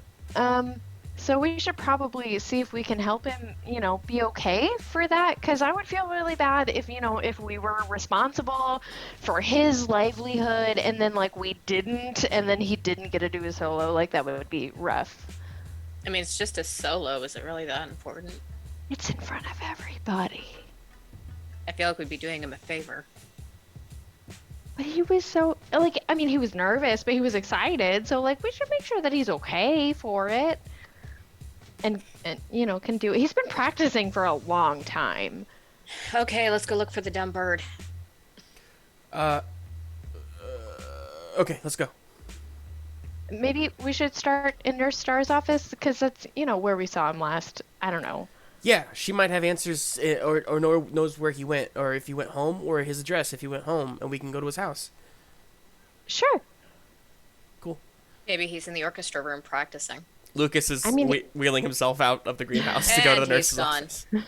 Abysskurz follows after Lucas. And so does Cassidy. Yep. You should not leave your egg here. It could Sorry? hatch today. You're right. And she just, runs back in and, grabs her egg from the incubator, and she just, finds, some kind of, little tote bag and, puts it in there and, carries it with her. And what does your egg look like, Cassidy? Yeah, so it is just kind of a mossy green, and it's got lighter green leaves and some lavender floral embellishments. Lovely. And you and your friends exit the greenhouse. We'll say that you head for, so you had mentioned going to either Nurse Star's office or going to the orchestra room. Which area are you going to go to? Are you going to split up? What's the plan? Hmm. We can split It up. would cover more We're in the ground same if we split building. up. Yeah. Give me your cell phone numbers. Really? Okay. I mean, no, that's a smart idea. It's 5. 5. Just 5. Just 5. He's just so used to being on speed dial. Just 5. All right. You exchange numbers. Yeah. Well, I was gonna make up Wait, some random number. Wait, should we split up though, Yes. or should we just? Okay. Oh, sure. Well, it just makes more sense. Like, I mean, all 3 of us have the same amount of information, and if we split up, we can double the amount of, triple the amount of information we get. Really, if we go to 2 places at once. I am really good at math, even though it may not sound like it in this moment. See, that's why I didn't want to play a smart character. I know, it's always so hard to play a smart character. Ugh. Oh, Samki, how dare you? Better take your egg with you if you need to scramble. Yes. Missed you. I doubt this is going to be over easy. No. Oh! Whoa. Oh man, if we gave inspiration in this game, you would have just gotten one. Green card! That's good. Love it. All right, so I think Selena's gonna head off to the orchestra room. Like, she's not gonna wait to see if anybody comes with her. She's just going. Okay. What do the other 2 do? I think Cassidy's gonna go to Nurse Star's office because like she knows her and is very familiar with the nurse's station. That's the last place that she saw Carla. So So Cassidy goes one direction, Selena goes the other. What does Lucas do? Who do you choose, Lucas? Let me ask you this, Emma. Your brother's voice in Is your there- head. Goes, who do you choose, Lucas? He's actually Is hiding behind a there, trash can. yeah, right? Would there be anything, could I make a check, maybe? Can I roll, like, a logic check to see if something, like, pops into my mind, like, oh, there's, like, maybe, like, a third, like, loose end that I could, like, go investigate instead? Sure. Just for fun. Just for fun, you know? yeah. So, just a straight-up logic, maybe? Or- Yeah. Yes, a straight up logic, and you need to beat you need 2 successes. Alright, here goes nothing. I got 2 successes. 6 and a 5. Hey, okay, good for you. We're rolling well today, guys. Super Let's 2. see. So you know that Cassidy's going to the nurse's office because that's where they last saw Carlos, and you know that Selena is going to the orchestra room because you know that he plays in the band. Let's see, Lucas, maybe you get the idea that it might be good to check out the area where the encounter happened, which was in the commons, to kind of just see if there's any clues maybe left behind from the day before. Because is the snow still there? Or did it, like, melt? The snow has melted at this point, at least from what you've seen so far walking around campus. It looks like most of the snow from yesterday has melted. It really only snowed for that, like, maybe, like, 30 to 40-minute period. And in general, it's a beautiful, warm day today. I should say it's a sunny day. The sky is blue. There's, like, big, fluffy clouds floating in the sky. It's like a lovely, like, 70 degrees. So doesn't look like it's going to snow today. Cool. Yeah, I'm wheeling along, and then I go, and then I yell out, I'll meet you guys I'll meet you at the Virtue Corner Sanctuary. Okay. We'll meet at the Virtue Sanctuary. Lucas is referencing a wonderful little alcove of the campus with a fountain. It's meant to be a peaceful place for meditation and relaxation, just a nice little quiet corner for some reflection. It also happens to be the spot where our heroes were given their soul stones and where their Animon eggs came out of their chests into And if existence. I had to guess, it's also where, like, we're gonna put our soul stones into hidden slots, and then like a secret base opens up underneath, like Power Rangers or something. I was hoping for Uh-huh. like a Voltron, personally. That too. Yes, and There's no sign of cold Emma, weather. write this down. Sorry. What? I was too busy reading some keys puns. Oh no, we're just giving a wish list of what we wish would If this happen. if this show If you're good, if Santa's this watching. if this series goes well, we need a Voltron sequel. Yes, yes, yes, yes, yes, I'm yes. sorry I never watched Voltron. I love Voltron. It's not too late. There's a great it's not too late. there's It's not too late. there's There's a only a few seasons. yeah, there's a great new series on Netflix for it. Yeah, DreamWorks did it. It's DreamWorks, the, thank you. The people who did the animation are the people who did Avatar. Avatar. Oh, okay, I would And the Dragon definitely Prince. watch that. It's I would it's watch good. that. It's good. It's wonderful. I love Hunk. Sounds He's a like my character. kind of person. Oh, he's a cinnamon roll. Okay, moving on.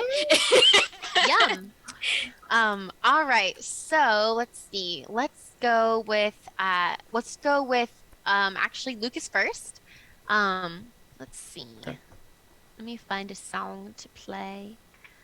Um, let's go back to this song. Lucas, you head off towards the WI Commons. That is a spot on campus for communal meals. It's where the majority of the outdoor market of the Flower Festival is being held. It's also the spot where previously you spotted what you've now learned to be a blue bird Animon of some, like an icy bird Animon that seems to have belonged or been connected to Carlos Estrada. As you approach the scene, you see that they are in the process of setting up for the Makers Fair portion of the Flower Festival, which doesn't kick off until tomorrow, but they're still putting up booths. You see that they're like some people are designating spots for the food vendors. Let's see, who do you meet and or what do you see?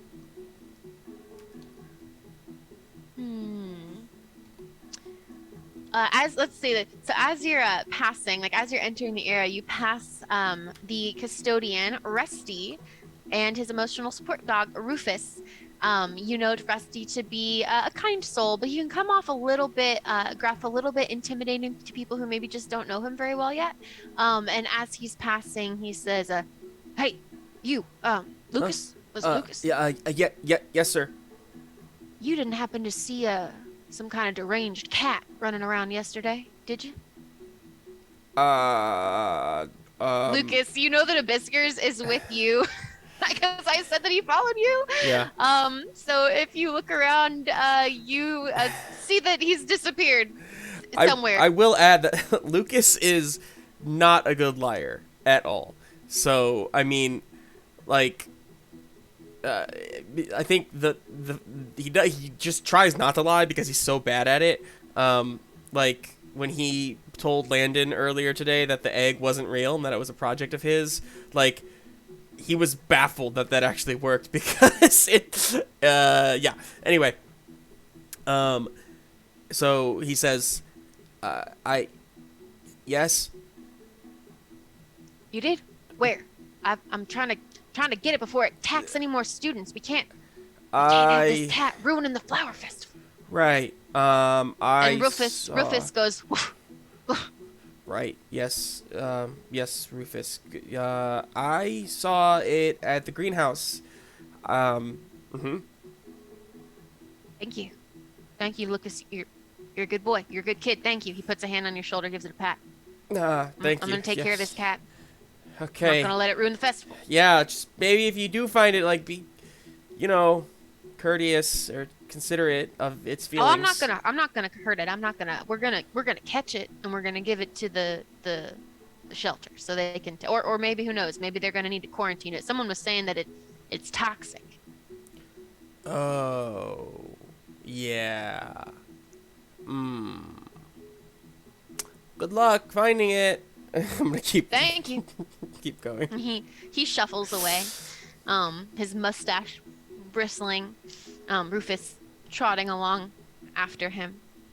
And you proceed to the commons, where you also see. Let's see, who do you run into? Aha! You proceed to the commons, where you also see Jadea Butler. Um, she is hunched over, messing with something. It looks like kind of like a bundle of cords, and you hear her kind of give a a loud curse. Um, and she stands up, puts her hand on her hips, and she says, "Oh, how are we gonna fix this?" Hey, Judea. Hi. It's me, Lucas. Hi. Hey, Lucas. Hey, what's up? Hey, Lucas. What? I need your help. And you see, I should give descriptions of people. Jadea is she's also a 10th year. She's an average build black girl with beautiful long braided hair. You know her to be very smart. She is the like top of the class in your academic year. I keep looking at the camera instead of like my screen, and it throws me off. She is very confident, although the other day in our session 0, you did see that Victoria Appleblossom was kind of being kind of a bee to her. And Jadea, she grabs your hand and she says, "I need your help with these cords." Lucas's face goes red. Okay. What can I do for you? So see these to help? lights? She points around at the commons, and you see that there are a bunch of fairy lights set up around through the trees. She says, when it gets dark tonight, these lights need to light up the commons so that it's beautiful and gentle and inviting. Like there are a bunch of fairies sitting in the trees, you know? Oh, but cool. I can't get it to work. I'm not really good with like, you know, engineering and stuff, or like electronics and whatnot, but you're good at that stuff, right?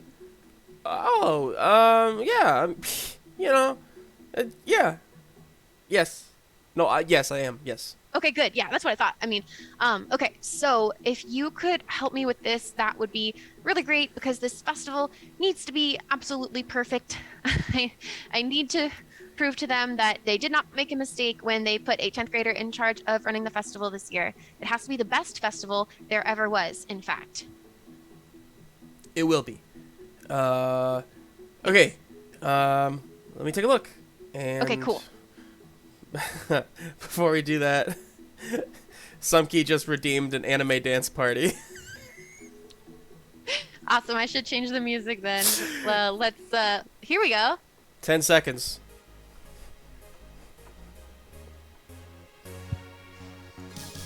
I'll pull out the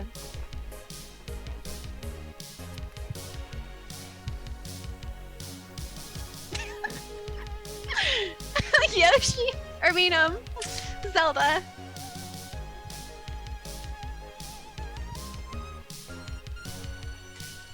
Okay, I think that's been Yep. 10 seconds. It's good stuff. That's what I needed. Whoop. That was fun. Thank you for redeeming our new anime dance party button, Sumkey. Yeah. Cracking up them channel points, putting them to good use. Okay. So, yes, Lucas, you have been given a test to see if you can fix the lights in the commons for the festival. Okay. Logic? Yes, I would say that. And anything that you think might lend itself to fixing something or electronics. Yes, I have a talent in mechanics/engineering, so, and that's a rank 2. So I add my 2 dice there to my 4 dice for logic, so I get to roll 6 dice. Whoa. This is what I'm good at. I'm going to say that because we haven't done... Well, actually, let me look at my difficulty chart before you roll. Before Before Because I I roll. need to give it to you before you roll. Got it. I don't know if this is a daunting task with a high risk of failure. I'll say that Oh, it's 2 because I feel like I I don't feel know. You can make it 3. could get electrocuted. So, Well, I think it's more so of like social failure. Like, I mean, oh, ooh, Jadea, like yeah, really. I mean, he wants to impress her, and I think that it's um, uh, yeah, this is his moment to like save the day, basically, and like be yeah. like Landon and like come through for somebody, and so yeah, want to say So 3? it's a 3. Yeah, you'll have to Okay. get 3 successes to fix the lights in this test. Oh no. I got You're so 2. close. I got You're 2. so close. So, and this is Wait. an educational moment for the audience. You do have a choice here. Yes, I You do. can take the 2 or you can push the roll. Push it. Okay. So pushing the roll will allow Justin to re-roll the entire thing. So you're going to re-roll all the die. Okay. But it also will, before it's even hatched, you're going to get some actually, yeah, you're going to get some bond strain. So there's a Yeah. mechanic in this game called bond strain, and when you push a roll, you get one of those. So Justin, go ahead and mark down 1 bond strain. Strain. Bond strain. All Okay. right, go ahead and reroll, Justin. Let's see Come what you get. on. Yes. 3 What is it? successes. Perfect. Oh, you know All what? right. I'm sorry. I need to say something real quick. Yeah. We have not been keeping track of the critical gauge. Oh, that's true. Although the critical gauge is only in effect when it's in combat. Never mind then. He was just so excited because I was really excited about this thing in this game called the critical gauge, which we're gonna get to. And I can't wait to explain it to you guys. And I believe that there is a channel point option. Oh my gosh. In the middle of Emma explaining, suddenly, so as you're fixing these lights, Lucas, before we get to the end result, your Yeah. phone bzz, bzz, and you see you've got a message from Avery. Um. Yeah. And it says, "Hello, cock." DOC. It's cock. It's cock. We decided, we flashback to yesterday when we decided that the name of the four of us is the what is it, Council of Chosen, or Council of The Chosen, Chosen Ones Council. Chosen Ones Council, aka cock. So I text back to Avery. Hey, we have so much to talk about. We have to save Carlos, and everybody else. How's Fork Knife going? Are you kicking butt? And you wait to see if And Avery will respond. And I'll wait. And while I wait, I roll. I got 3 success. Awesome. Lucas, you look at this kind of mess of wires. You see it's a bit like it's all kind of tangled up, and it's probably why Jadea was so frustrated with it, is that first of all, you have to untangle a bunch of things that must have gotten tangled up when they weren't put away properly. But then once you are able to untangle them, you see that it's pretty simple to actually fix this mess. You just need to connect the wires in the right way so that the circuit isn't overloaded, but that every single light is still getting enough energy that it needs to be on. So you're able to do this rather simply, but if you want to massage it a little bit and make it seem like it's a harder job, you're welcome to do that.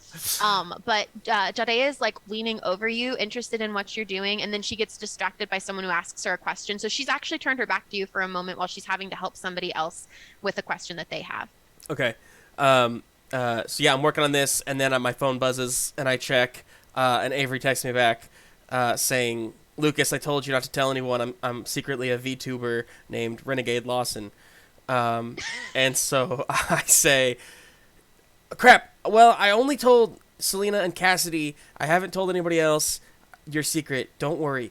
But seriously, these eggs are gonna hatch like today. Do you still have yours? How is it? What does it look like even? I wasn't paying attention." Great work. As you wait for Avery to respond, have you turned the lights on? Or are they? Yes. And real quick, just for anybody watching this like in the future on YouTube, um, the reason that we're doing this is because currently in the live chat right now, the player Jess, who plays Avery, it just popped in real quick on a break from their own stream. So we're having this literally live conversation. Anyway, It's like a crossover. it's a crossover. Yeah, there's no music right now, right? No, okay. There's no music right now. No, you're good. I can You're turn good. some No, on though. you're fine. Do you need some pump up? Do you I need? need pump up music. Yes, thank you. There it is. So yeah, I'm hooking things up. I'm splicing wires. I pull out my trusty multi-tool. Snip, snip, clip, clip, clop, clop, clip, clap, tick tock, and all the lights turn on. And as Jadea is like mid sentence, she notices that the lights come on, and she looks around and she's like, "Yes, I knew you could do it, Lucas. Awesome, thank you." Oh, okay, Yeah, this is perfect. No big deal. No worries. I got it. It was fast. It was cool. Thank you. No, I really mean it. I really appreciate your help. If you have any more time, I've got a whole lot of other things I'm working on. So. Lucas like looks at like where the quote unquote crime scene is just over the way. I would like to help you, and I will come back after. I just have to. Oh, you're probably having to help set up a booth for your club, right? Which club are you in? Is it like the manga club or like the? Which one sounds coolest to you? If you were thinking about joining one. Well, to be honest, I know that we're at the flower festival right now, but she kind of like leans in. She's like, "It wouldn't be the gardening club. I don't get it. It's flowers. What's the Right. point? Yeah. Why spend so much time just to like grow something in a pot?" But Yeah. don't tell anyone else I said that. Okay. Yeah. I get they're pretty, but like it's like we have other things to do, right? Right. I mean, right. it would make much more sense to join like the debate club, or to join the student council, or to join the community service club, and then she just like lists Yeah. a bunch of other clubs. Lucas like cool. My phone buzzes. That's really cool. You're right. I'm actually, it's a new club called Cauliflower Club. It's called Cauliflower Club. We talk about different kinds of cauliflower and try different samplings from local markets. I have to go because I have to I gotta pee really bad. It was really nice talking to you, and I I just roll away really fast and check my phone. And she just stares after you, and then a moment later, someone else comes to ask her something. So she's right back to being in charge of running this festival.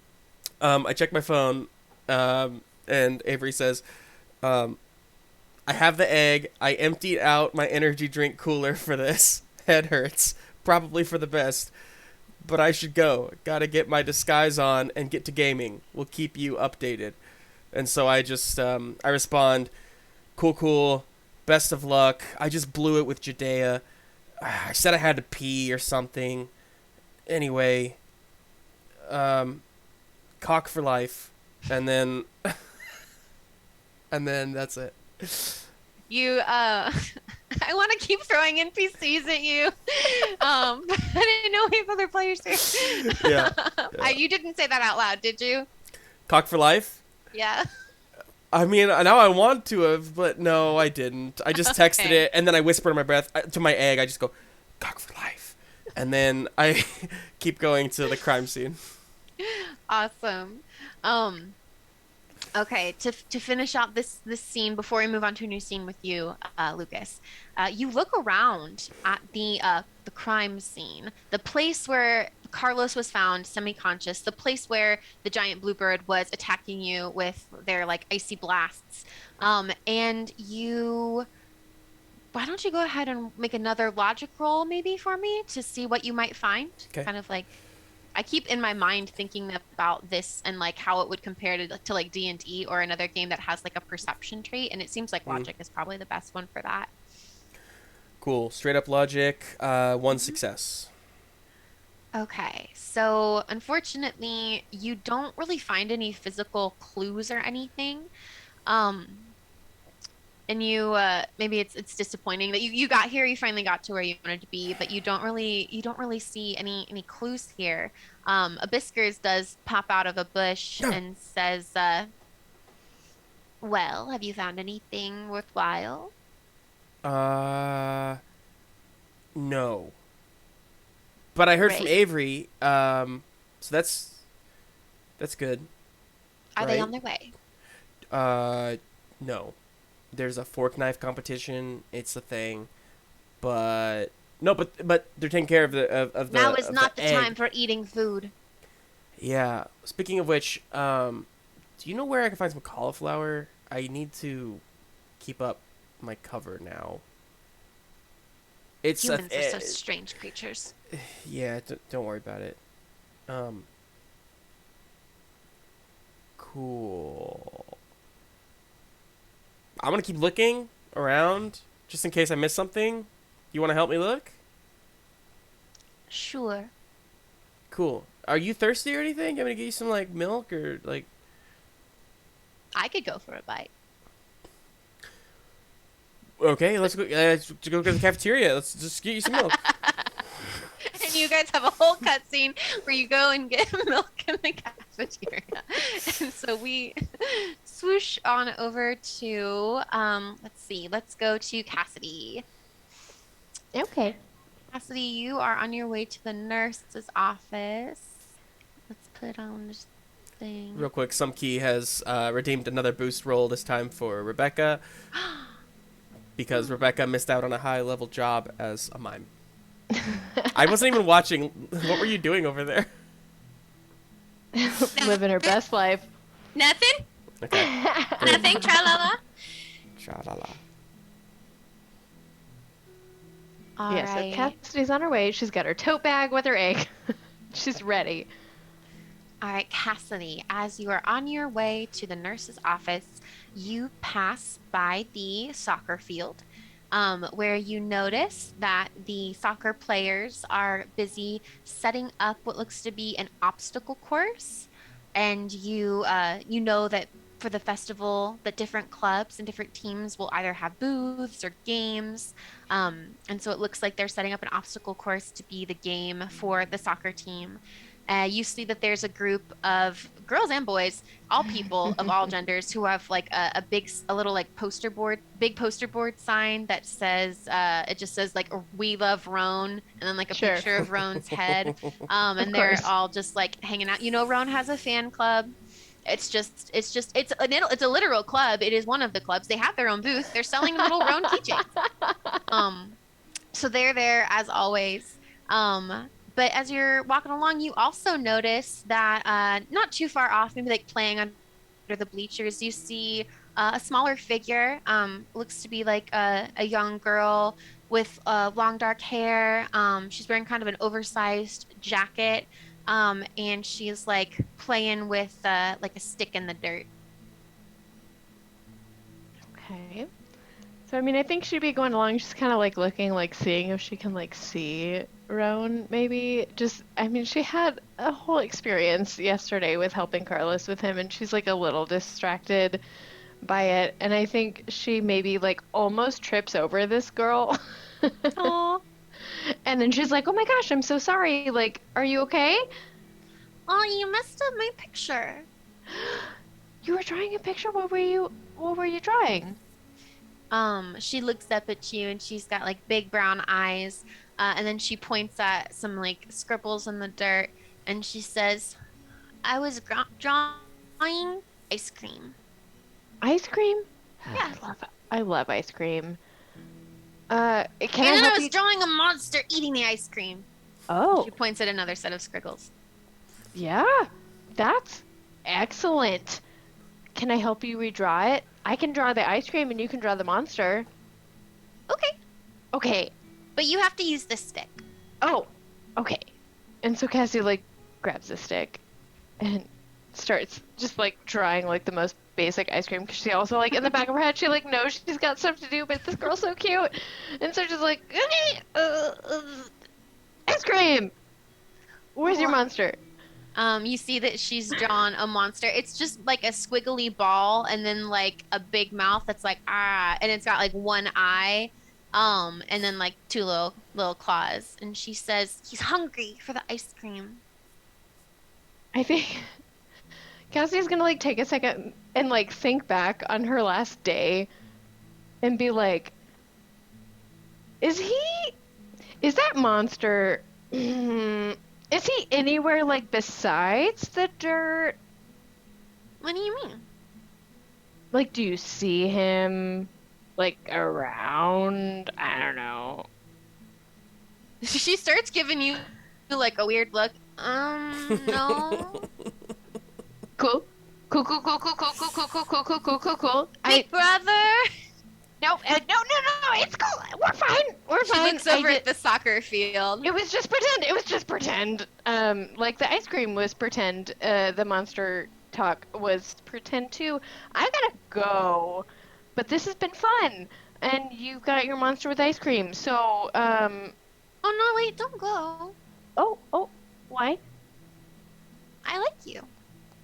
That's really nice. I like you too. What's your name? Molly. Molly. That's a great name. I know. Oh, great. I love the confidence. That's excellent. Can you have So- candy? You know what? I do have a candy bar. Are you sure your parents, so if you were at home and your parents were like around, would you get a candy bar from them at this point in the day? Mm, mm, It's cool. It's cool. You can have it. I I've know. got a candy bar in my pocket, and you can just like have it now. Anyway, no matter what your parents would say. my mommy and daddy aren't here anymore. Oh boy. That is really bad. I'm sorry that happened to you. She starts to cry. Oh boy. Oh wow. Oh gosh. Oh geez. Hey, listen. Hey, listen. Hey, Molly. I think that you are the bravest, strongest little girl I've ever met in my entire life. Do you know that? Oh gosh, and you're still going, hey, okay, so I've got this candy bar, and did you know that this candy bar is for really brave girls, and that even though bad things happen to us sometimes, there are people around that are going to be there anyway. And so life could be hard, but we've got people to lean on, even if we don't really know them super well beforehand. Like I didn't really know you before I drew an ice cream with you, and now I really like you after drawing this ice cream with you. So sometimes life surprises us in good ways and in really bad ways. But we just have to keep looking for the good ways. Do you want this candy bar? Okay. Here you go. Hey, I like you too. Oh, wow. That's really nice to hear. Cool. I like you. I'm glad that we had this chat. You said you had an older brother on the soccer team? Yeah, and she points over, kind of like wiping her eyes, happier now that she's got this candy bar in her fingers. And you see that Roan Winters is jogging over towards you. She is gonna just cartoonly pass out for a second, I think. After all of that, and then Roan Winters, she's not gonna make it. Hey, is everything okay over here? Oh, do you need a hand? He's looking down at you, passed out. Hey, oh, are you okay? Uh-huh. Yes. Do you Hi, need Roan. are you sick? Should I take you? He kneels down beside you and like kind of like half picks you up. Do you need me to take you to the nurse's office? She's just like in his arms, just like sweating. And just like, no! And then she like shakes herself out of it. She like thinks about everything that's just happened. She's like, no, no, no, no, no. I'm good. I'm good. I'm good. I appreciate that. I think you should hang out with Molly for a second, and I will take myself to the nurse's office. And also, I know we were talking yesterday, and I think that Lucas has several dates, so we took care of that. Anyways, I gotta go to the nurse. I gotta go Oh, see Nurse Star. Bye. cool. Hey, She's gonna like take off. She's so huh. And like the audience overwhelmed. sees him look at Molly and he's like, "You didn't give her a hard time, did you?" And Molly like looks up and she's already got like chocolate on her face as she's like halfway through this chocolate bar. And then we whoop, back to where you are as you were raised to the nurse's office. Also, Alisa gets a point of experience for invoking her virtue of hope as she spoke to Molly. That was beautiful. Thank Also, you. Traumatize and then reward a child. That's what I do. um, all right, Cassidy. Let's see. Let's pick another. Wait, that's not that.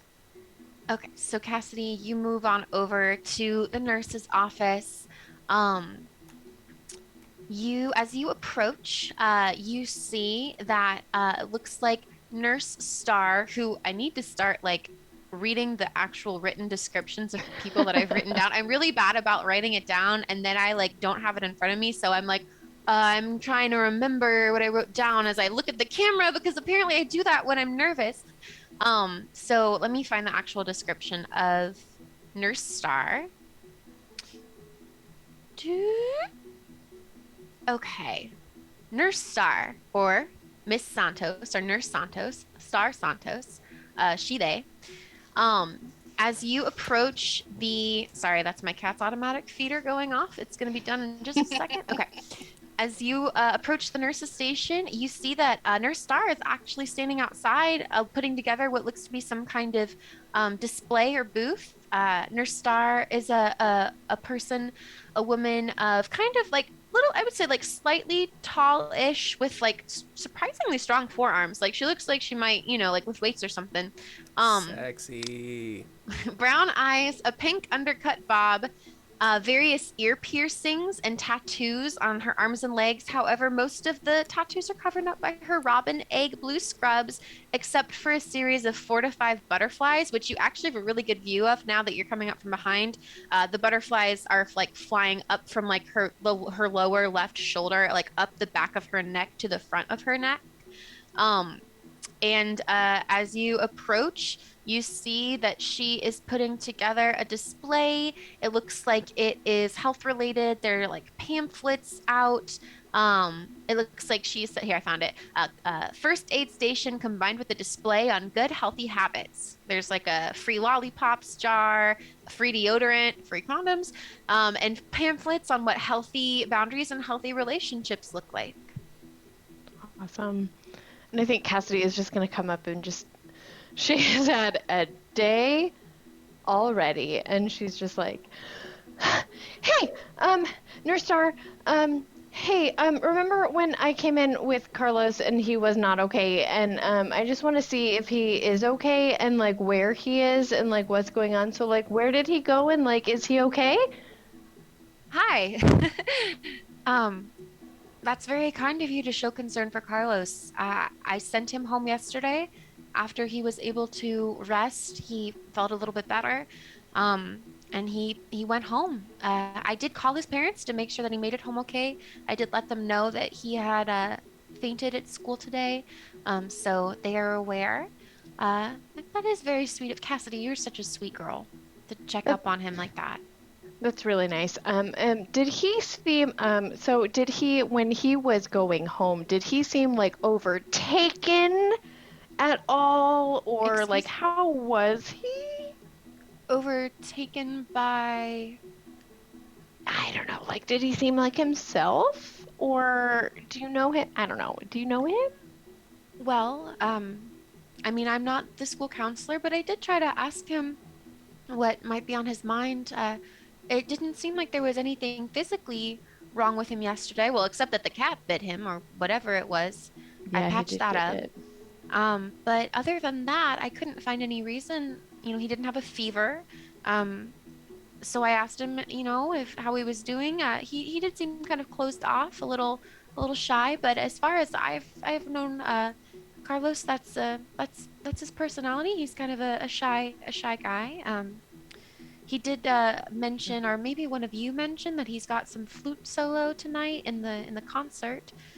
So I thought it might be possible that he was maybe feeling a little nervous about that. Yeah. But I honestly didn't get much out of him. Okay. Okay. Okay. Cool, cool, cool. You're right. He does have that solo. He was nervous and he is a little shy, but like I don't know, he like normally talks a little bit.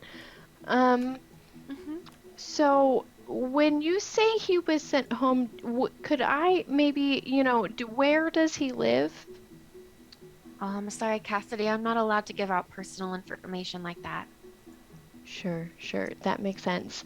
And I think she will like, Unless, what? Hi?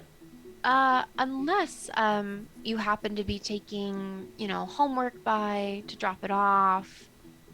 You know what? If you happen to miss any I classes. have I have the music, the sheet music for his solo in my tote Oh, bag here, and I need to give it to him. Could I have his address so I can do that? I think I can do that. And she goes over into her actual like nurse's office, which is more like a doctor's office. Like, it's got like various, it's not like the one room nurse's office that like I grew up with in my school. It's more, this school's got some money, so it's a little bit fancier. There are various beds that if people need to lay down, that they have that. So she goes into her files, and a few minutes later, she comes back and she's written down Carlos's address on a piece of paper, and she says, "Now make sure that you don't share this with anyone else. I trust you, Cassidy. You're a very conscientious person, so I know that your intentions are good. But just be careful with his personal information." Um, and I actually wanted to ask you a question. How did the rest of your night go? After you dropped Carlos off here, did you and your friends do anything fun? How are you Uh, how are you adjusting to Theo being gone? and I think that like she's had like Carlos's personal information in like both of her hands, and at that she just like immediately kind of like drops one of her hands at least, and like it flies to the like best friend's necklace with the or the soul stone. Um, and she's like, I'm okay.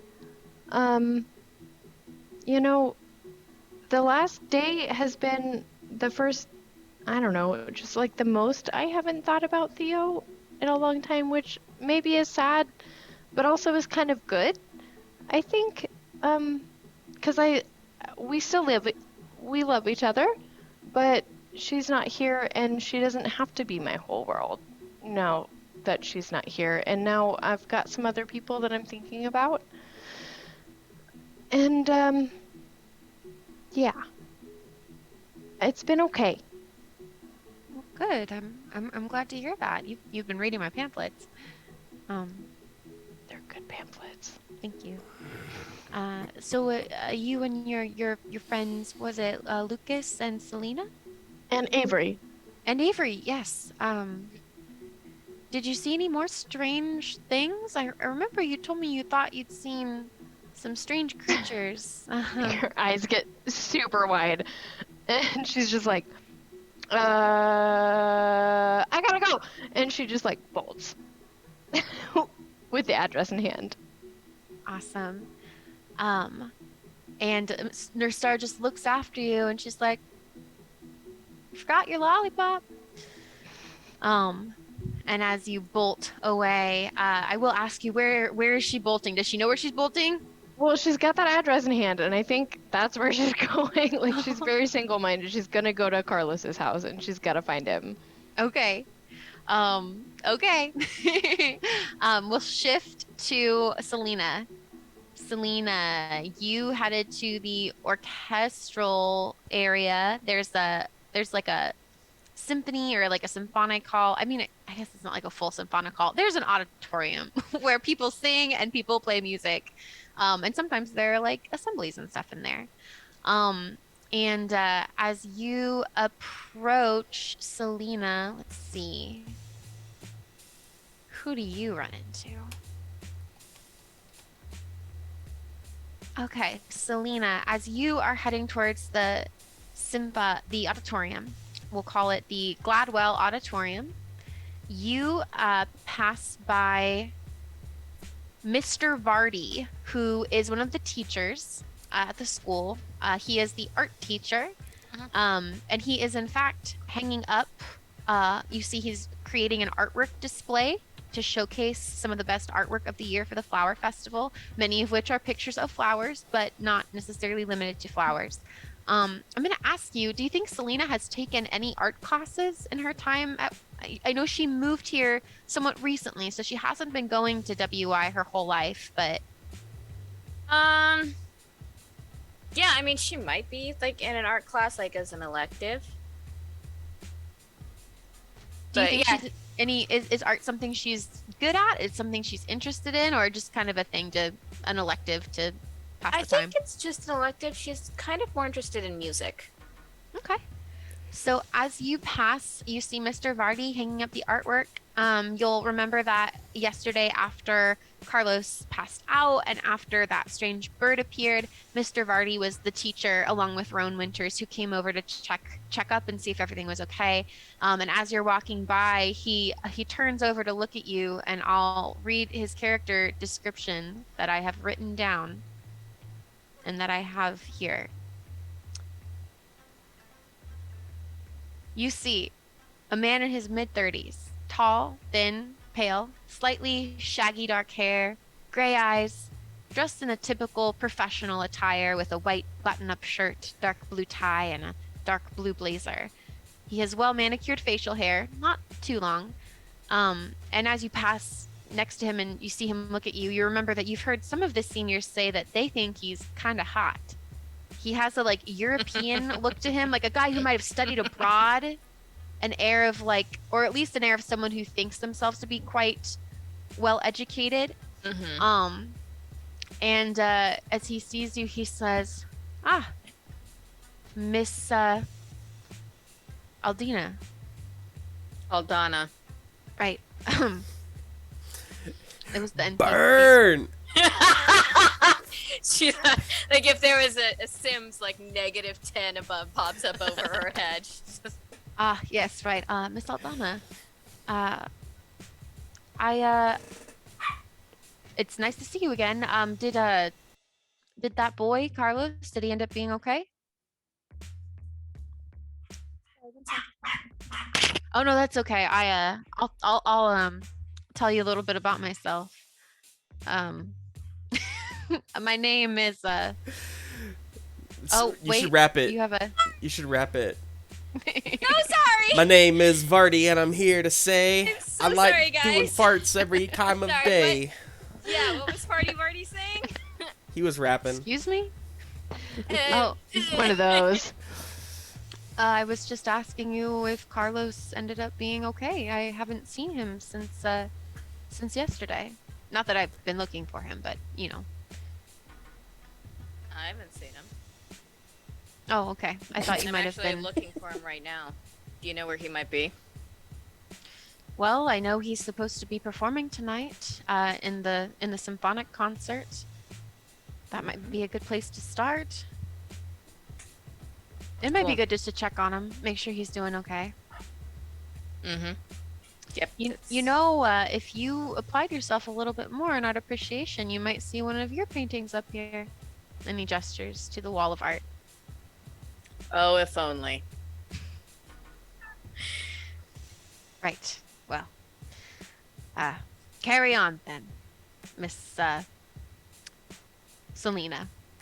And he turns around to go back to his art wall. And she's walking away. She just mutters under her voice, "Party, party." Selena, you head towards the Gladwell Auditorium. And as you approach, you actually hear the symphonic band playing. And you pass through the doors into the auditorium. There isn't really anybody in the audience. The lights are somewhat dimmed in the house, but on stage they're bright. And you see that the symphonic band is practicing right now. Um, I don't know if Selena would know this, but for the audience, just so Selena happens to see a program lying on a handle, an armrest of a chair, and she sees that the piece that they are performing right now is called, just because I like to have details, A Minuet and Dance of the Blessed Spirits by Gluck. What And as is that A real real song? fucking thing? so I'm gonna post it in the chat, and I'll Oh. turn off the music. And if anybody wants to look it up and listen to it, you can. Wow. Gluck. What a pull. Well, That was like a Mr. Vardy move you just did there. That was good. I know, right? Just- well, he is an extension of me. No. Yes. Okay, so yeah, if anyone wants to look up that piece and listen to it, um, real life tidbit. I used to sell tickets for the symphony in our city, and so I like classical music. I don't know a lot about it, but I like it. So you walk in, they're playing Minuet and Dance of the Blessed Spirits by Gluck. I might not have been saying that right. Gluck. And it's and it's good. They sound really good. You know that this is the upperclassmen symphonic band, which would usually only allow, 11th graders and 12th graders into it. But you see in the program that it states that the flute soloist is Carlos Estrada, and you know that he's a ninth grader. So it's a pretty big deal that he is playing the solo in the concert, and that he's been accepted into the upperclassmen symphonic band at all. And as the music plays, how do you think Selena feels listening to this classical music? It's a somewhat sad song at parts, but it is quite beautiful. I think she kind of feels at peace with it. Like listening to music is kind of something that she uses to kind of just meditate, like not actually meditate, she's not into that, but like it helps her center when she's overwhelmed. She usually is listening to music to kind of settle herself. So I think she just kind of sits down in the chair and just kind of like leans her like on the back of the chair in front of her, and she's just kind of listening and maybe focusing on like I don't know, maybe the piano or something, but she's also kind of scanning to see if she sees him on the stage. But she's like really enjoying the song and this nice moment of quiet, and just this nice music.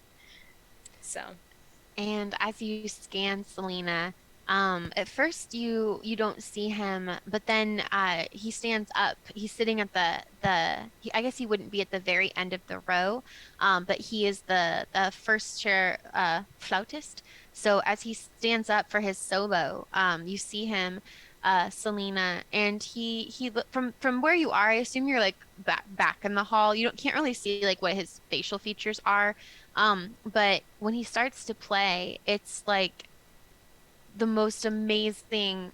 I don't know if you've heard much flute, but it's like the most amazing song, the most amazing playing. It's light and clear and just like perfectly on pitch, and his fingers just dance across the instrument as he not only plays it well technically, but you can feel his heart and his soul being poured into this solo. And anyone who's not playing at that time, like any instrument that has a quick break in the music, you see them all looking at him.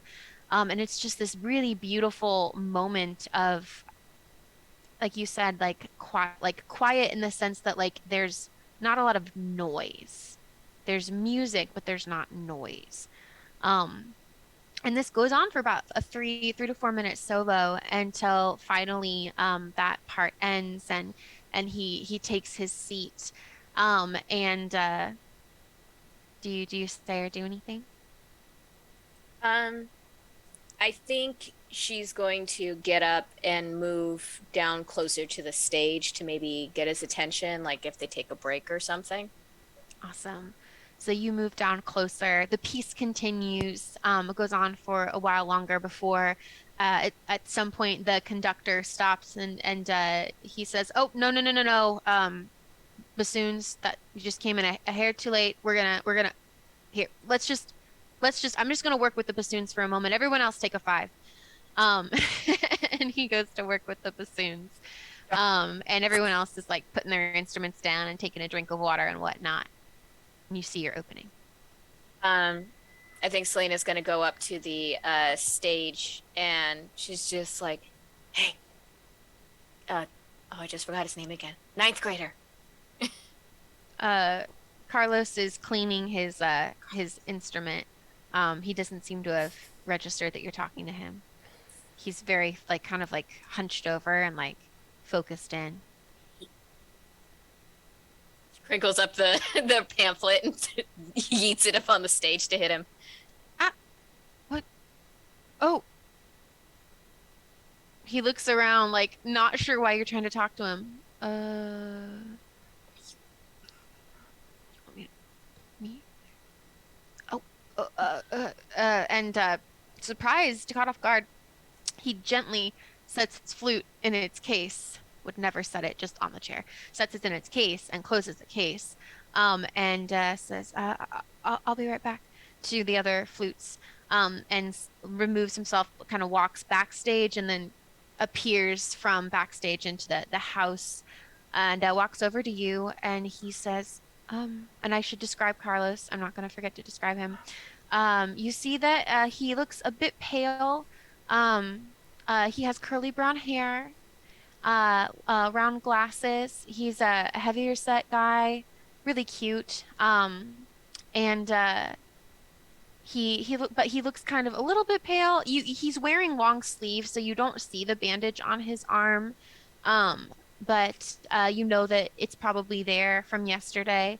And he's kind of like fumbling, like playing with his playing like kind of just like messing with his hands and stuff. Like he's a little bit nervous, and he's like, hi,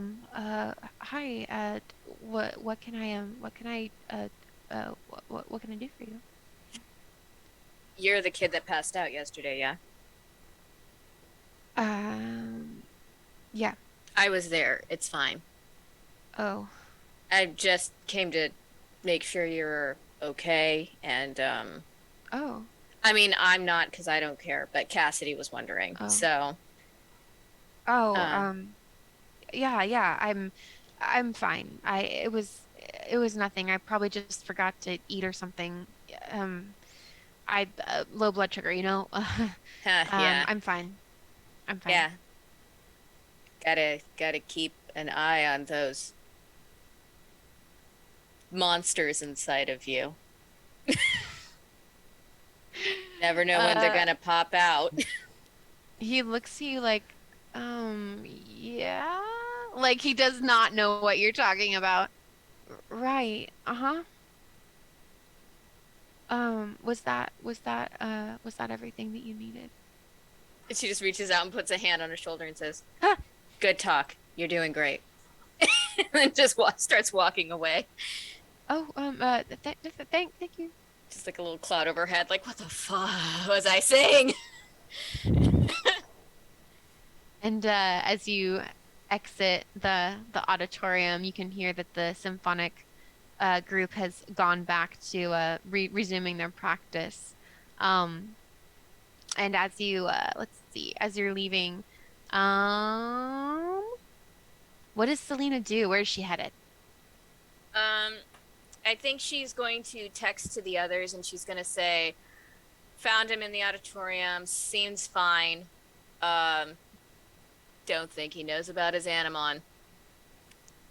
I'm going to the garden." Lucas. Lucas might text back real quick and just say, um, um, "Did you, did you ask him if he felt, like strange at all, or maybe hyper emotional or stressful? Because Abysskurz said this is a really long text. Abysskurz said that heightened emotions or stress will lead to that. Maybe we should make sure he doesn't get more stressful." I think Cassidy's gonna text back and be like, "How was this solo?" Oh. And that's it. Red at this time. Lucas, after like a few moments, Lucas will type back, "Sorry, did you get my text?" Question mark. I think she sends the upside down smiley face emoji. I think Cassidy's gonna send one more text and be like, "Wait, when you say you're going to the garden, are you going to the greenhouses or are you going to the Virtue Sanctuary? I'm not super sure what you mean." She's already regretting getting their phone numbers. Like, how could you not know what she means? Sort of a thing. And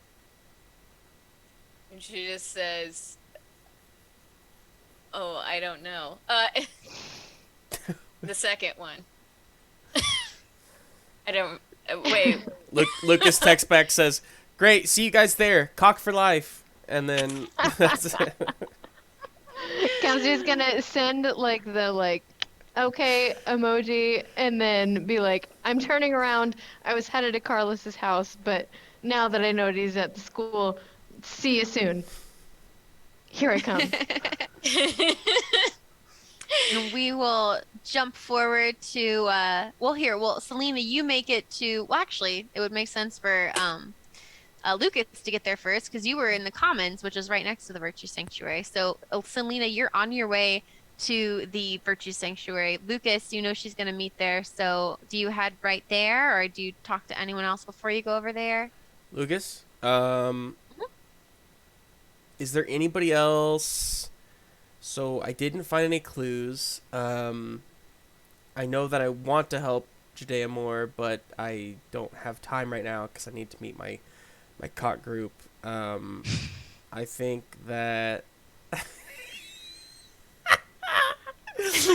I think that I don't know. Are there any other interesting people around to talk to? Sure. Lucas, as you're looking around, you see your homeroom teacher, Mrs. Saito? How do you say it, Rebecca? Saito? You see Mrs. Saito. Is it Mrs. or Miss? Miss. Okay. You see Miss Saito, and she is, you see, I should describe her. Miss Saito, a woman who looks like she's in her 40s. Let's say she has long auburn hair. You see that she is visibly pregnant. Yeah, I added that. You weren't suspecting that, were you? You see, she's visibly pregnant as she is putting together what look to be displays, and you see that there's like a sign that hasn't been posted up yet, but it's leaning against the area where she is, leaning against like the tables that says flower competition.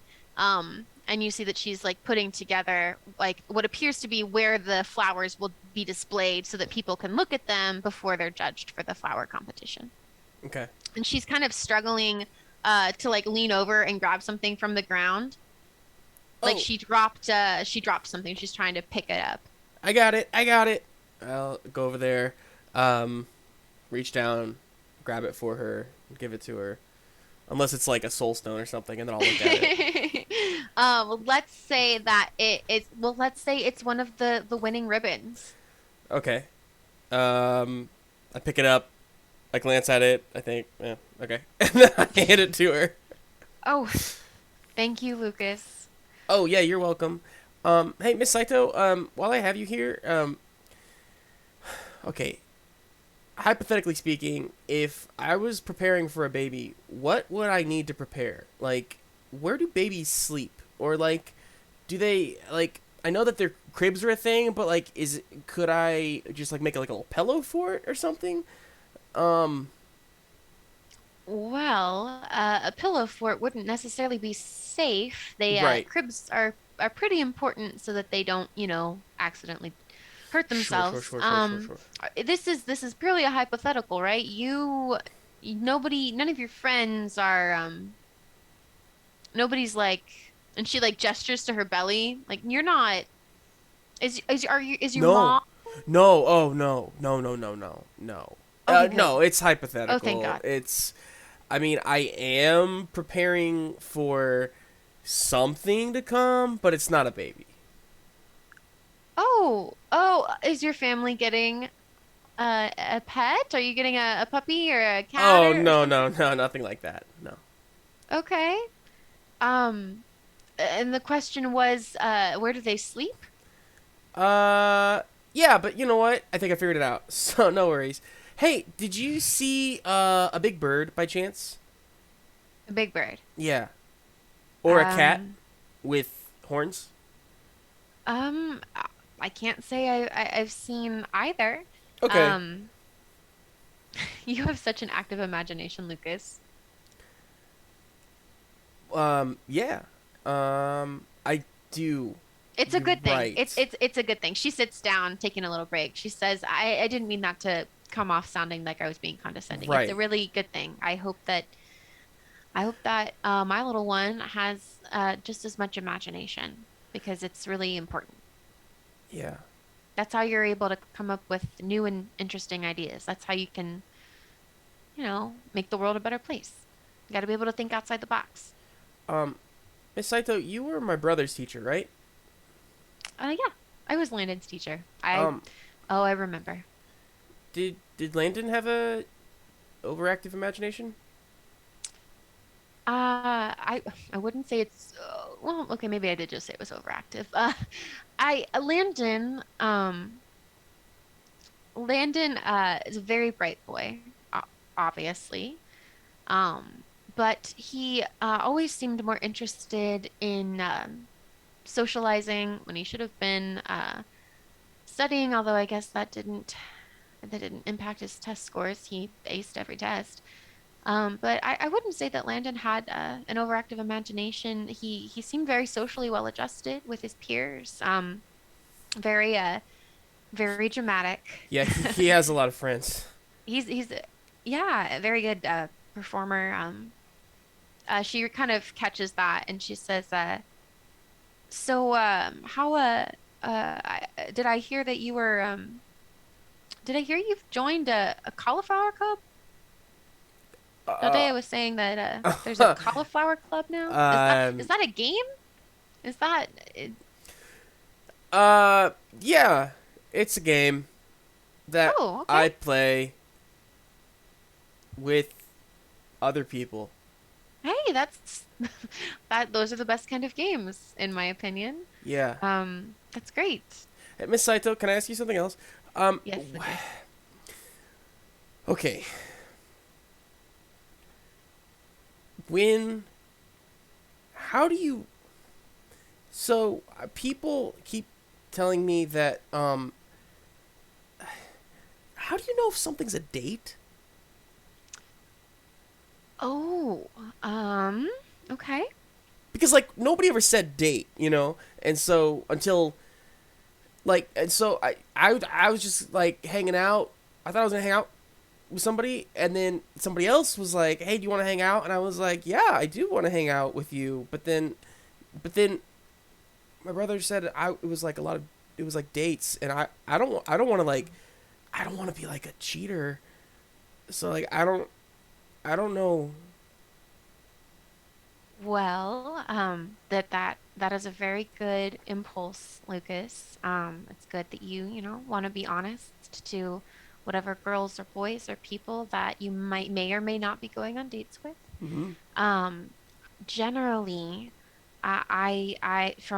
from my experience, it's a date if one person asks someone to go on a date, or maybe if one person asks another person to go to a special event like a dance or a movie or something. But honestly, the Wait, best way to find out would be to ask that person if they want to go on a date or if they just want to hang out as friends. And both are okay. There's no wrong answer. oh, okay, okay, good. Just ask them. Right. Okay, that Yeah, makes sense. Oh, there's Selena. Okay, thanks, Miss Saito. I have to go. I Um, think I think you might have undiagnosed ADHD. she says under her breath as he just rolls away. I need to Selena, talk to his mom. Selena, Selena, I'm over here. Come on. I'll walk. I mean, I'll go with you.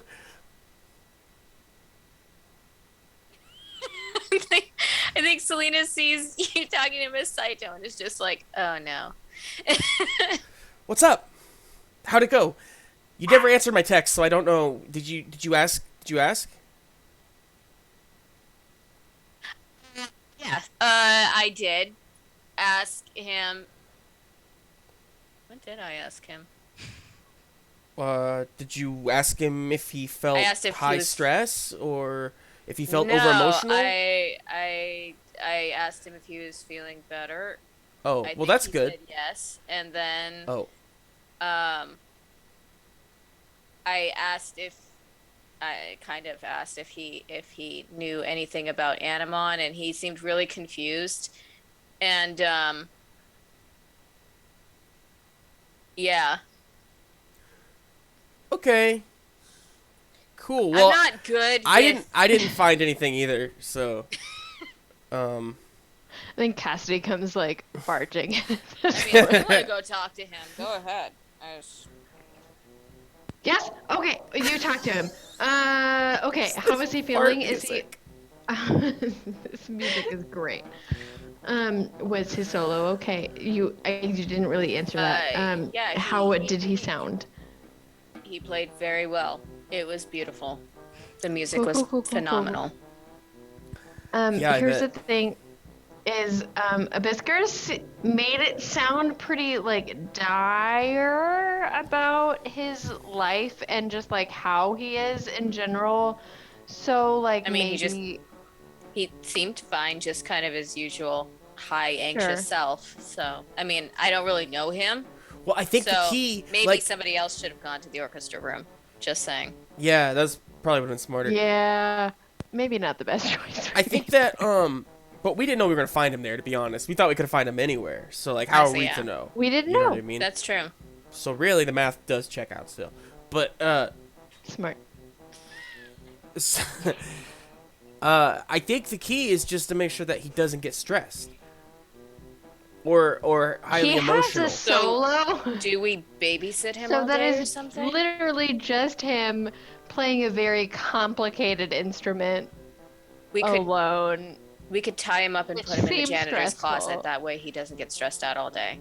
Yeah, but like Um, I feel like being in Rusty's closet is probably pretty stressful. yeah, tying somebody up is stressful too. I Yeah. think okay. No, I don't know. There's Why don't we go talk to him again? are we at the virtues? Yes, you have made it to the Virtues Sanctuary, and I Sanctuary. think you've been maybe having this conversation in there.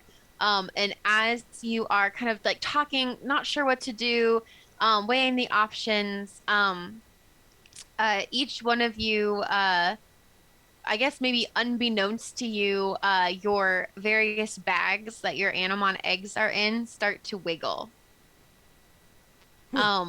And at first, maybe you don't notice, and then as the conversation comes to a silent moment, you each hear a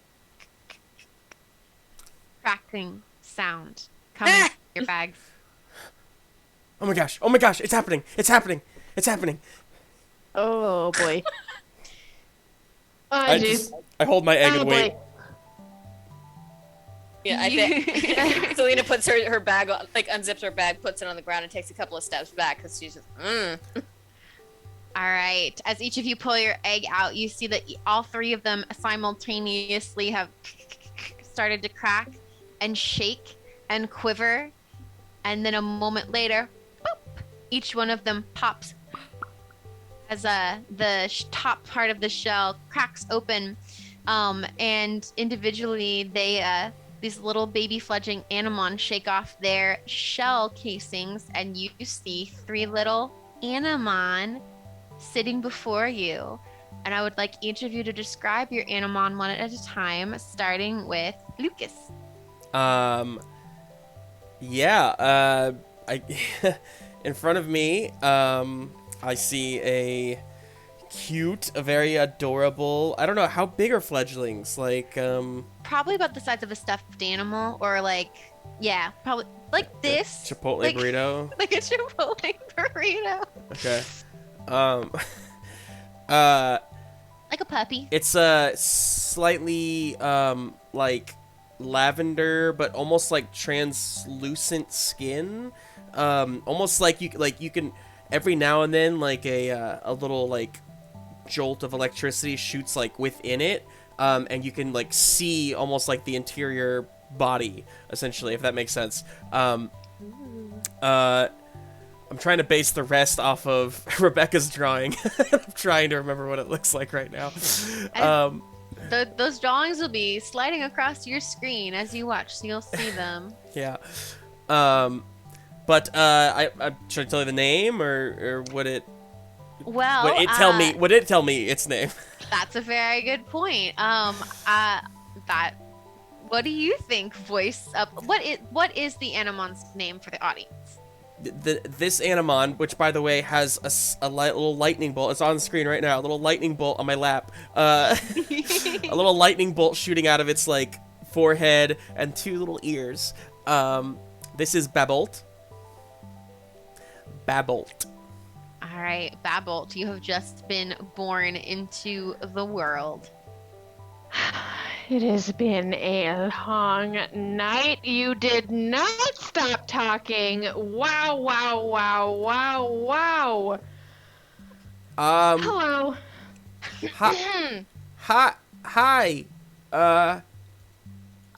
Yep. I gotta admit, I was expecting you to talk like a baby or something. Well, I you- do what I can. I'll talk older later. I don't know. What do you want from me? Hi, I'm Lucas. Nice to meet you. I guess you're a part of my soul? Yeah, me too. I guess that too. Yeah. I'm super excited. I'm pumped to be here. What are we doing? Where are we going? What are we doing? Where are we going? We gotta save a kid. Love that. Love that for us. Okay. How are we doing it? What are we doing? Who do we need to fight? I'm just imagining this thing in your lap. It's so tiny. It's like this little... I don't know who we need to fight, but I'm not very good at fighting. I took a karate class when I was I'm younger, the size of but a I burrito. didn't. Right, yeah. But I'm even bigger, and I feel like you still probably have better fighting skills than me, just based on the cartoons that I've watched. Can I get you anything? Do you need, like, some, I don't know, a Gatorade, or, Don't know what that is, but you have talked at me a lot. Maybe there's some water like I could have. That would be great. Yeah, I didn't know if you drink water, because it looks like you're kind of like electric or something, and like I feel like water. I wasn't sure if water's bad for you, or if like that was a. I actually, it's one of the questions I had written down. Just like wasn't sure. Also, is a pillow fort okay for you, or should I find a crib or something? But Honestly, you're not a baby, so I don't. The pillow fort was super comfy, so I was kind of into it. Loved that for me. Okay. And like cool. the water, honestly, like that's on the inside of me and not the outside, so works out great. Awesome. Okay, this is gonna be so cool. We're gonna be like really close, probably like super cool friends and stuff. And it's like we're gonna. Be really Okay. cool. We do also have 1 point of bond strain, so I don't know how that reflects in this, but I think that has already been reflected. yeah.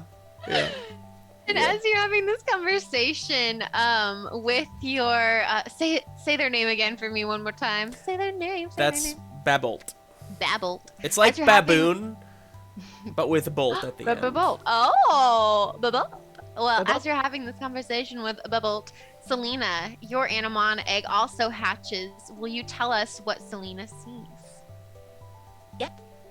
So Selena's cracks open, and sitting inside of this egg is this teeny tiny little bear. It looks like a teddy bear that you would get out of like a vending machine sort of thing. Well, not a vending machine, claw machine. Just teeny tiny bear. It is black and like kind of like an off blue white, and it has purple ears and like purple little paws, and it has this big like blue like just this light blue ring going around its neck that's like kind of like a ruff. It's kind of like just really squishy fur, and it's just got these big eyes, but it is so tiny, and it's kind of like peeking out, just kind of like, huh. Is this it? Oh, is this?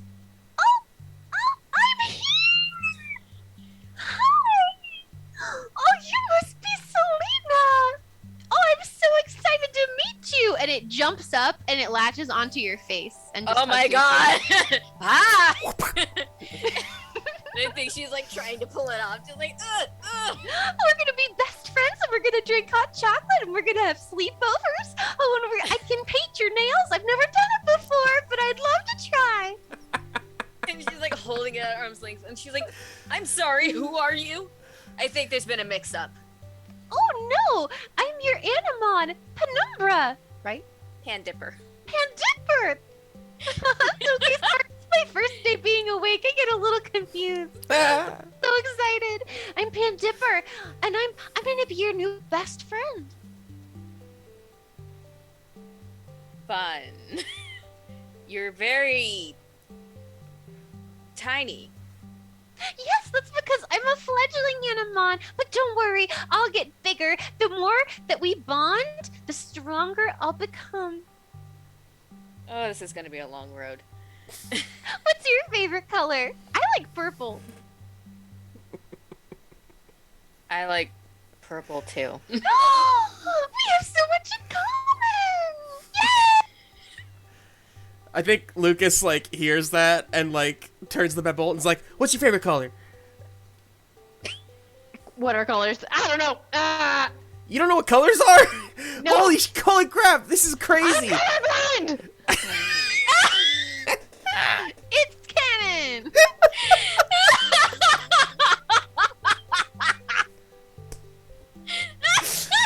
Too much electricity, my friend. Everything just looks blue to Babel. Oh my god. So like, she's like kind of like tossing it a little. So what can you do exactly? Like, what do you do? Oh, I can do this. And Rebecca, since you have the character sheet, I will let you. I can do this. And they are doing their signature attack. Fledglings don't do fledglings That's have? right. They don't, because they're still babies. Nothing happens. Nothing happens. Did it happen yet? Did I? Oh. I'm not strong enough yet, but I will be soon. Oh man, I'm hungry. I think she's gonna. Selena digs in her backpack and pulls out like a bag of chaps and. Ooh. Nom, nom, nom, nom. And she Go to just town. jumps into the bag and begins to eat them. And you see like little chip bits flying out. And like Selena's just looking around for help, like just what do I do? Like this moving bag.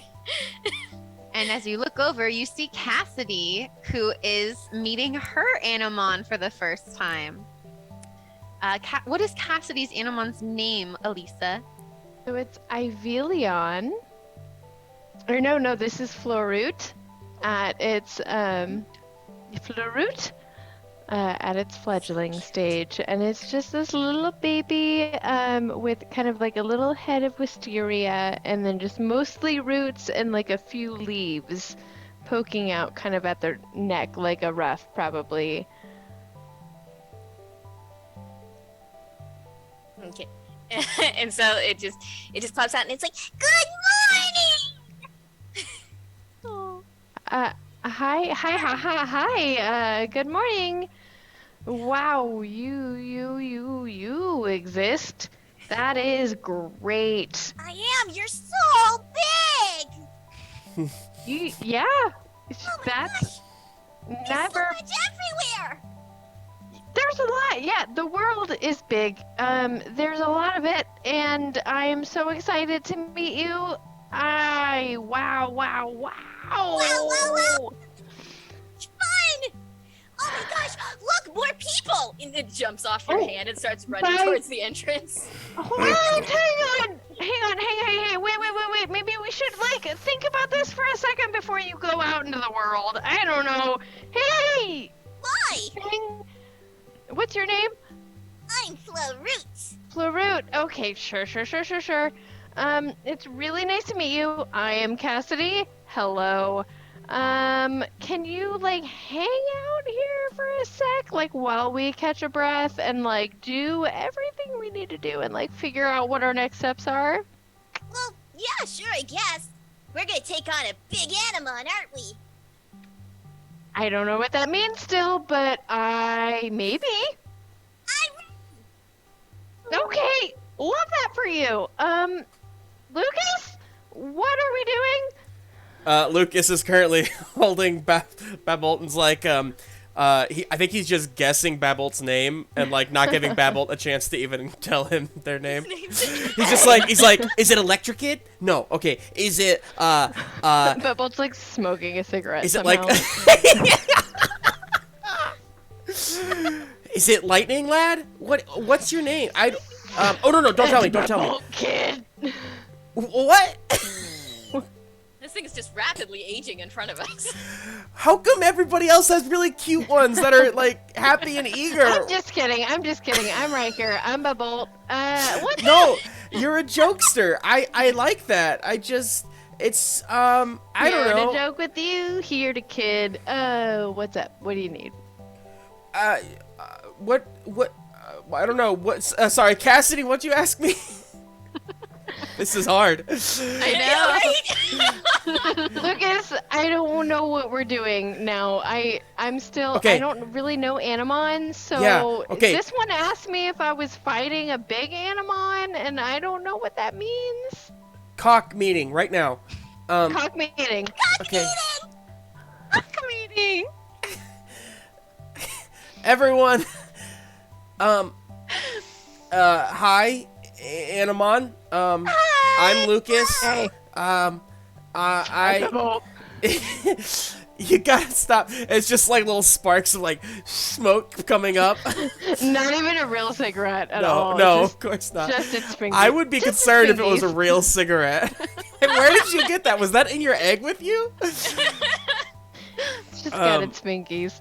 So, I guess we're here, to save the lives of Carlos. kids around us, but also Carlos. Yeah, Carlos Sure. first. But Right. I don't know. Abysskurz made it sound like there was more to it. I don't know. Where is that dumb cat That's anyway? fair. Hey, I'm dude. not. Maybe be Dumb. nice. Huh. Oh boy. Abysskurz appears sitting on the fountain.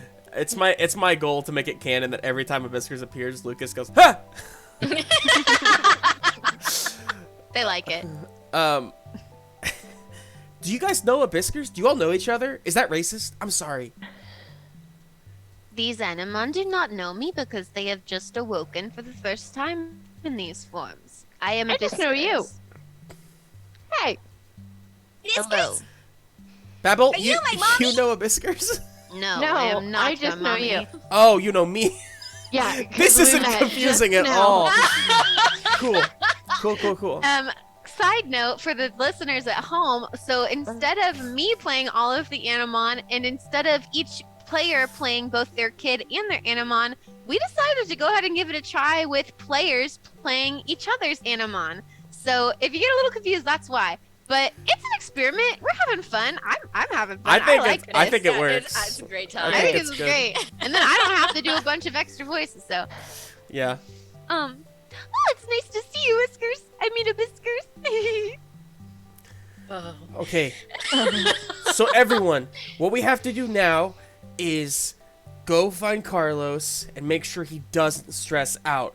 I recommend we don't show him our Animon that might stress him out.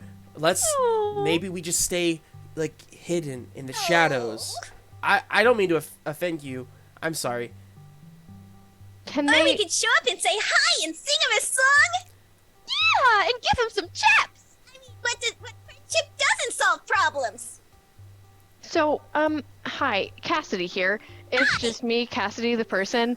I have a question. Cassidy, you sound just like Bevel.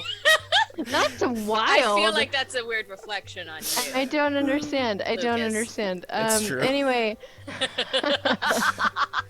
What are dates? What? What'd you say? What? What? Nah, I They're don't know kind what of you a mean. fruit. Oh, sure. It's a thing where you go and kiss. So here's the thing. If we go find Carlos, like, can he see our Animon? Cause like, right, I mean, we could see Selena, his. you were right, but you were talking about how he didn't know about the bird, right? Oh, yeah, so no. Will he be able to see these? Is my question. Maybe not. I mean, they are kind of portable right now. We can just, and she just starts shoving hers back into the duffel bag. Oh, maybe be nice with it. I don't know. And she slings it back over her shoulder and unzips it enough so that it can poke its head out if it wants. Oh, that's a lot better. Sorry. I still love you. So there's a chance that people can't see our Animon? That's what you're saying? I don't know. I mean, he couldn't see his own, I guess, that was overtaking him. So it seems be like fair. maybe he wouldn't be able to see ours. He There's did- only one way to find out! Oh. Yours starts taking off again for the door. Wait, The- there's a turban! Silos! make reflex rolls to see if you can get your Animon back in the bag, Cassidy. Gosh, reflex is not her strong suit. Since you have Cassidy and your Animon's thing, let's see. So roll for Cassidy, and then Rebecca, if you'll just roll 4d6 to see if 3, 2, 6, 3. 3, 2, 6, 3. Yeah. No, that your Animon fails, Cassidy. Yeah. So does Cassidy. Oh no. Okay, then if it's a tie, No out of 2. I mean, I got one success. then yeah. If Cassidy didn't get any successes, then yeah, I would say that Ivy Leon gets out of her clutches and runs out the entryway. Wait. Just a little flower creature running into a flower festival. I don't want to lose you. We should go. We should go. Yeah, we should probably go. We should go. Yeah, I should catch that, right? Hey, come back! I go after them. All right. Anyone who would like to attempt to catch Ivy Leon, go ahead and roll a reflex roll, and Ivy Leon, you can roll another 4d6 to see if you win. Let's just, since we're opposing each other, it'll be whoever's the most successes wins. I'm So not. whoever. Ooh. All right. How many successes did you get, Ivy Leon? They got 2. They got 2 5s. And a 4, it looks like. Oh, and a 4, yes. 3 successes. Did anyone who's trying to catch Ivy Leon roll 3 successes or higher? What's the success for this one again? What's the 4 success? and above. 4 Ah, or above. I only got 2. Ivy Leon is a slippery little flower, and she's just dipping through people's legs and you guys just can't catch up to her. Where's Ivy Leon headed? I think Avillion's just running in a circle out in that pavilion area because it actually doesn't know where it's going. Oh. I think Cassidy's just chasing it and just 3 feet behind it the entire time, being like, if you get in the bag, we can go where you want to go. Just get in the. Hey, there's a toe there. Hey, I've got dirt and I don't know what you need, but please. I really don't know where I'm going. I'm just having a lot of fun. Get in the bag! Please Okay. get in the bag! Oh, God. Wasn't And that she- fun? Sure was. Wow, we've got to work on our ideas of fun. Awesome. Let's go. All right, you guys have caught Ivilion. You're in the middle of the commons now. As you are catching your breath, the familiar voice of Victoria Appleblossom can be heard sing, no. "What was that?" And you see she's got her arms crossed and she's glaring at you over from where Mrs. Saito is. Oh, I guess I Saito. can't see him. You She, saw that? I saw you just stuff something into your bag. Hang on, look at my bag. What do you see? She looks in the bag and she says, a flower. You can't see it. That's a really nice flower. And she reaches in to take out Ivilion. Wait, I'm gonna roll I've got reflex for her. I've got it. Hold on. Hey, wait. What if you got a succubus? A sucky what? What if I gave you a succubus? It's a succulent and a Venus flytrap, and it's the rarest thing you'll ever find in your life. And you said you wanted a really rare flower, right? Yeah. Okay, so what if I gave you that? Okay, where is it? It's on the roof. She Oh. glares at you, Selena. It needs sunlight. Yep. That and it's a super, super rare, one-of-a-kind flower. It needs to be Very isolated rare. away from the prying eyes of lesser people. Mm-hmm.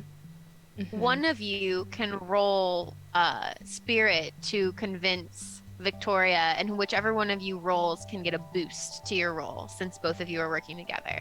Oh, I forgot I have a boost. Oh, but that only gives me 3. What do you got? I have 4.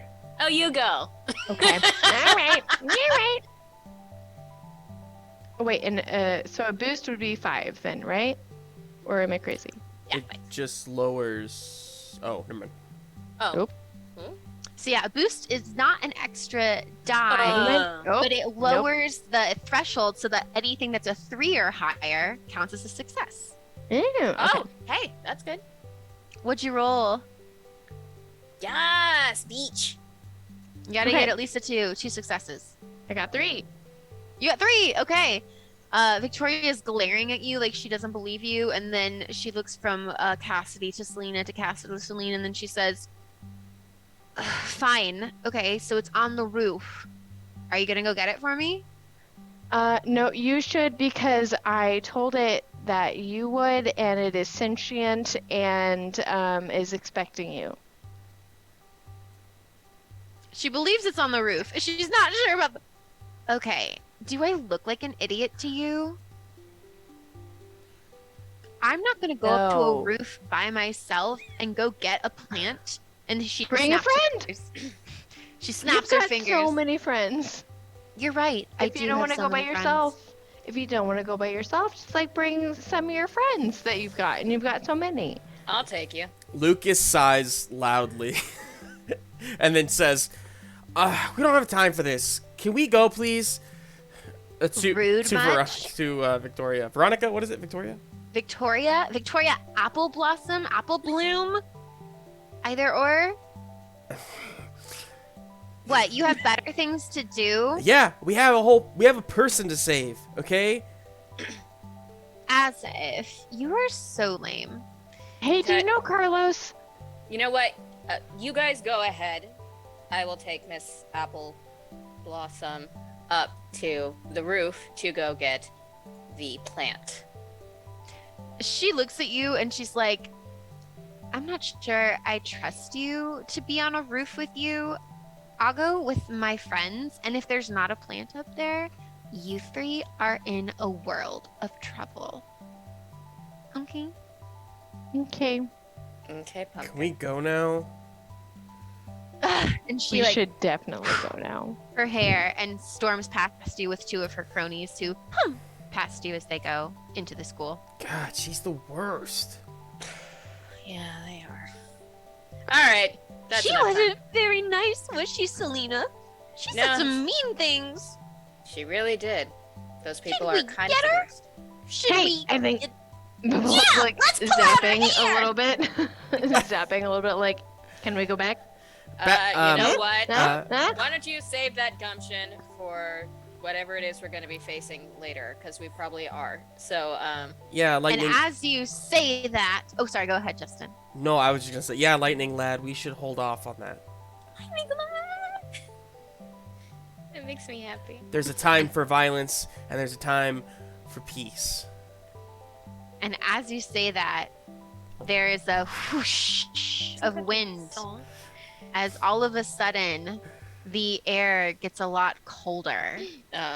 And all of you look up as a sudden gust of snowy wind is blowing by you, sending a shiver down your spine. Oh, crap. And everyone around you is looking around in shock and surprise, like, what? Snow? No, there wasn't in the forecast. Oh, the decorations. And people are grabbing for decorations that are starting to be torn down. Jadea quickly goes to unplug the lights. Everyone is going into like control mode where they're trying to keep any damage from happening to all of the stuff they've been preparing. And you hear people kind of, as the wind picks up, you hear people shouting like, "Go inside! Just go inside! No, we don't want all of our hard work to be undone." And it's getting a little chaotic. And as this is happening around you, all three of you hear an ear piercing, I think that was an episode of Family Guy. Piercing whistle echoing throughout the commons as overhead, as a shadow like goes over you, and you look up and you see the outline of a large bird, a large blue icy bird flying in the sky. I think Cassidy's immediately gonna be like, Carlos! Where did you see him last? He was in the auditorium. Okay. And I think Cassidy's gonna like bolt that direction. That way! You're in my bag! Lucas pulls out his phone and immediately texts Avery and says, "Hi Avery, I hope the fork knife competition's going well. We really need some help here. We found the big bird. Please, please, please come to the festival now." And I'll send that. Awesome. And then I will, let's see, where's Cassidy and Selena going? What are they doing? Selena's still in the area looking up at the bird. Okay. Cassidy's bolting towards the auditorium. To find Carlos? Yeah. Okay. Lucas is going to try to help. Are most of the people out of the way, or is it still kind of pandemonium? It's still pandemonium, and actually, as you look around, you see multiple things. You see that Jadea is trying to prevent a large banner from like falling down. You see that Miss Saito is trying to collect a bunch of plants to take them inside. You see that Rusty and Rufus are trying to usher students into the building. Beside you, Abysskurz plants themselves, and they say, "It is the Animon. It has awoken, and it is raging. We must stop it if we want to save your school and save your friends. Great. Now Got is any the advice? time." Got any advice how to do that? All I've got is a little teddy bear. Well, you need to fight, but first, your Animon need a soul transformation. Babble. You say that like I know what that is. Sorry, I don't know your name. Lightning lad. What's up? It's me, the tiny thing. Hey, what can I call you? Yeah, you can go with Bebold. I liked that. That was nice. I didn't come up with that. I don't know what that is. I don't know, but you said it out loud, so here I am. Oh my god, you with really it. are a part of me. It's like I knew your name before you said it. Yeah. Babble, What's up? do you want to fight? Sure. You seem really what we're anxious. doing. You seem really excited to fight earlier. Now you're not really Let's do sure. it. I don't No, want to force I'm you. into it. I'm into it. Let's go. Who we fighting? Well, that, and I My point. pal? I point at the sky, at the bird. I'm done. That thing's huge. That thing's so much bigger than me. Are you sure? Are you And- sure that I? Yeah. Okay. Let's go. What's that? Let's make you bigger. Okay. I don't know what to do. I just smack it. I just like hit it to see if I button. And then the little dots appear behind you guys. Doot, doot, doot. And as you touch your soul stone, I don't think Justin, it worked. Whoa! well, you get to decide when your Animon. So in the game, mechanically, we spend bond points when we want certain things to happen. Each of these players has 6 maximum right now. You can spend 1 bond point to make your Animon have a soul transformation. So if that's what you're intending to do, Lucas, you can make that happen. Yeah, I think he does it, and like there's a moment where he's just like, I don't think it worked, and then it glows, and yes, absolutely. I don't know. You want me to describe it, or you want? What are you doing? Yeah, what do you think happens? This is your magical soul transformation sequence. The yellow golden light kind of glows off of my wristwatch, and it's like, and like Babble maybe floats up into the air, and starts to like electricity starts shooting off, and like there's like just a bright light as Babble like you can see like grows larger into the size of like a small chimpanzee, or even we'll just say like a larger chimpanzee even, I don't know, but kind of like a sort of capuchin monkey chimpanzee hybrid, but you know, electric blue and yellow like kind of jagged lightning bolts all over their body, with that cool lightning bolt tail that's on the thing right now. Yeah, there's white like hot lightning shooting off as they, you know, reveal this is I think, yeah, you know what, we're going with it, it's canon now. Lucas just says Zappanzee because Lucas somehow knows his Animon's name before they tell him. Got it. Love it. What am I doing? I'm so much better now. What did you just say? Your microphone didn't pick I up couldn't any- hear you over the lightning. It was so zappy. It was so zappy as I was zapping. Z, what up, my dude? Hello is what I said. Zappanzee, we have to Yeah. save these people. We have to fight. Let's go. go.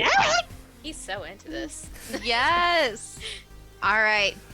Selena, are you going with Cassidy to try and find Carlos, or are you staying with Lucas to fight? I think she's going to stay, but I think she sees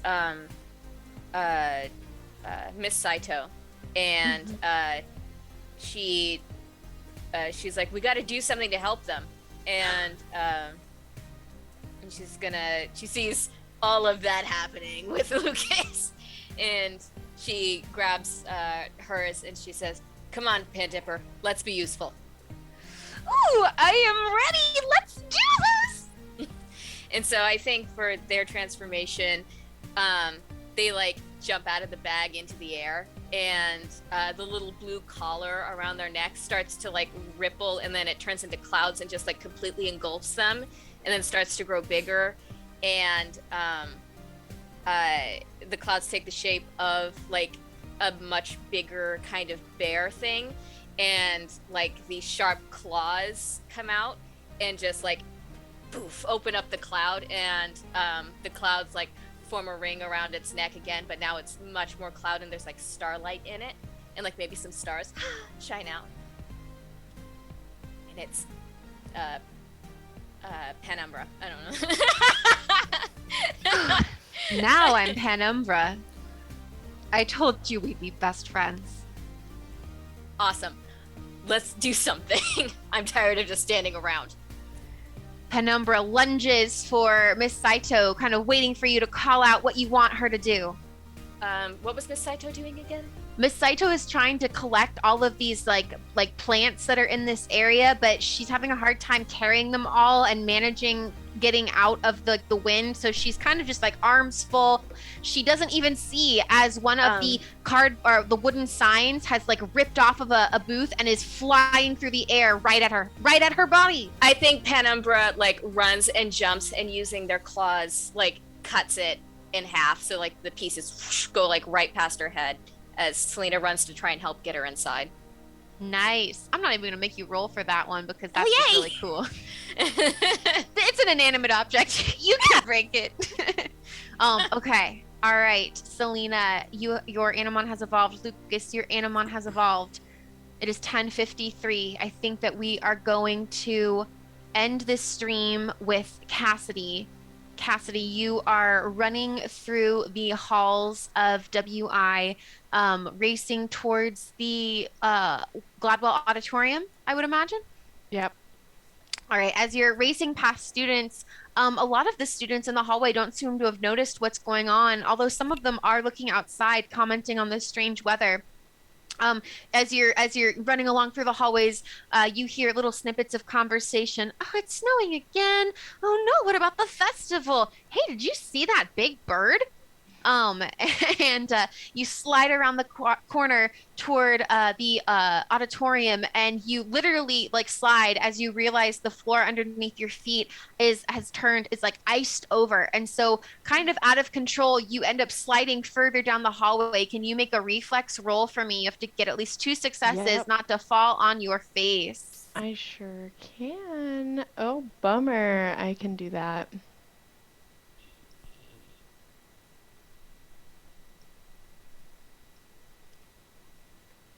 I go 2 successes. Hey, you managed to not fall on your face. Good for you, Cassidy. Love that for her. Cassidy, you're able to catch your footing, and so you like glide to a graceful stop right outside the doors to the auditorium. And you see that like everything in this area seems to be iced over. Like the even the doors are iced over here, so you are gonna have to find a different entrance. You know that there are some other like side entrances, so maybe you follow the hallway around until you get to like the backstage, and you pass through. It's dark and it's very, very cold. You can see your breath in front of you as you enter the auditorium. And as you're making your way, finding your way through the backstage area, you come out onto the stage, which is still lit, and you see the orchestra. You see all of the musicians in their seats, completely frozen solid, except for Carlos, who stands center stage, or rather down center stage, and seems to be surrounded by like floating crystals of ice. He's clutching his flute to his chest and hunched over in a ball. Behind him, his entire orchestra just like frozen, as if like mid music, everyone just froze exactly as they were. And you sense that this is very bad. Doesn't seem great. Carlos? He doesn't answer. No, boy. And I think she's gonna like look in her bag and then look back up and then just like charge for Carlos, because she doesn't really know what she can do except for like be close by. What did Evilimon say? I can't hear you, Becca. I forgot. No, Florut was just saying, "Oh, it's cold in here." That's so I don't say sad. that. I know. I'm doing my best. But she's still gonna just like go because she's like, we've gotta. I think we have to. He needs us. He's got a solo. Whatever you want to do, I'm in. That's really nice of you. But yeah, she's just like running. She's going straight for Carlos. You are able to get to him. I will say that the ice crystals that are floating in the air around him do as you run forward, they shoot out at you. You are going to have to make a dodge or a reflex to get out of the way. Okay. As you're running towards him, I also will say that you can feel the soul stone in your heart locket on your chest begins to glow. Love that. So I only got one success on the dodge. Did you ever? Great. Oh, I just wanted to interrupt real quick. Did you ever use that boost roll that you were gifted? No. It's supposed to be the next roll, but I don't think we did it. So I'm just saying, like, you know. You right. You You right. well, in that case, those two, a 3 and a 4, would count as a success. So as you are just about to get hit by this frozen icicle flying towards you, you twist your body in just the right way that it shoots behind you and it like plants itself into the a music stand. And the soul stone around your neck continues to glow. And you remember that Abysskurz had said something about using the soul stone for a soul transformation and having to go inside people and to soothe their soul. It's kind of all, you don't really know what all of this means, but you know that you were chosen and you know that you have your Animon partner here now. What does Cassidy do?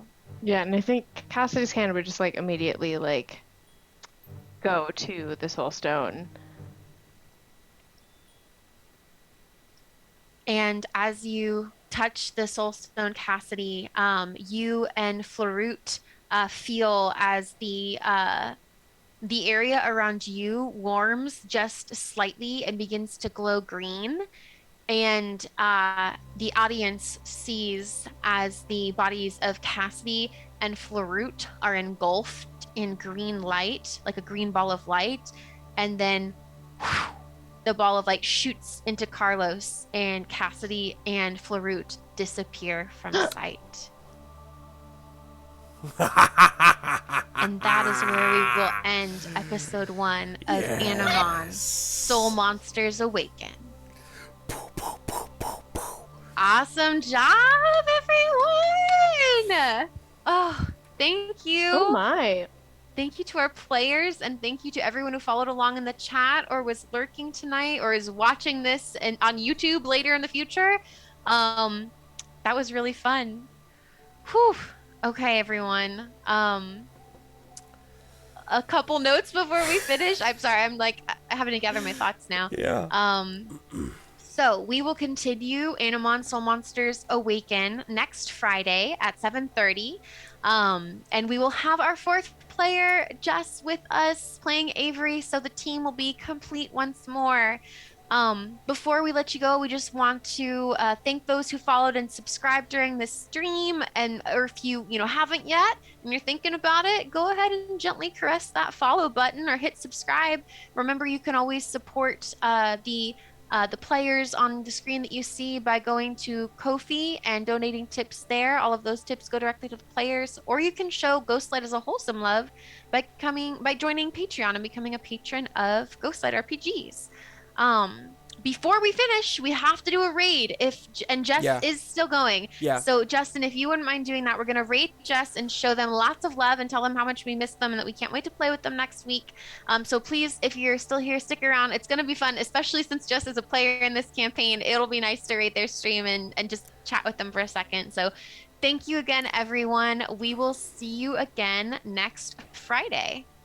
I just also want to take a moment to shout out, I don't know if we did it already, but all of the art on here thank you. was made by Rebecca. And she does you've probably seen lots of her art on our channel before if you've watched any of other stuff. Anyway,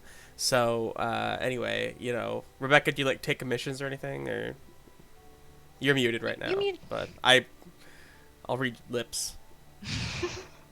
I am. I'm taking commissions right now. She's taking commissions, Help me, folks. I'm dumb and poor. That's great. That's great. You're not dumb. You're not dumb. I can't speak to your financial situation, Yeah, but you're right. not dumb. But we'll help you not be poor. Yeah. That's Okay. the goal. Is there anything else? Make sure you tune in to the Contraband on Monday night. And like I said earlier, our final episode in this chapter of the Rising Shadows Moonshay Isles Adventures League thing that we got going on. It's a charity stream for Jasper's Game Day. It's really great. But the final one in this chapter is this upcoming Tuesday. And then, of course, we'll be back with this on Friday next week. Cool. Anything else? I'm ready to raid Jess. Okay. Have a good one. See you guys. Come with us.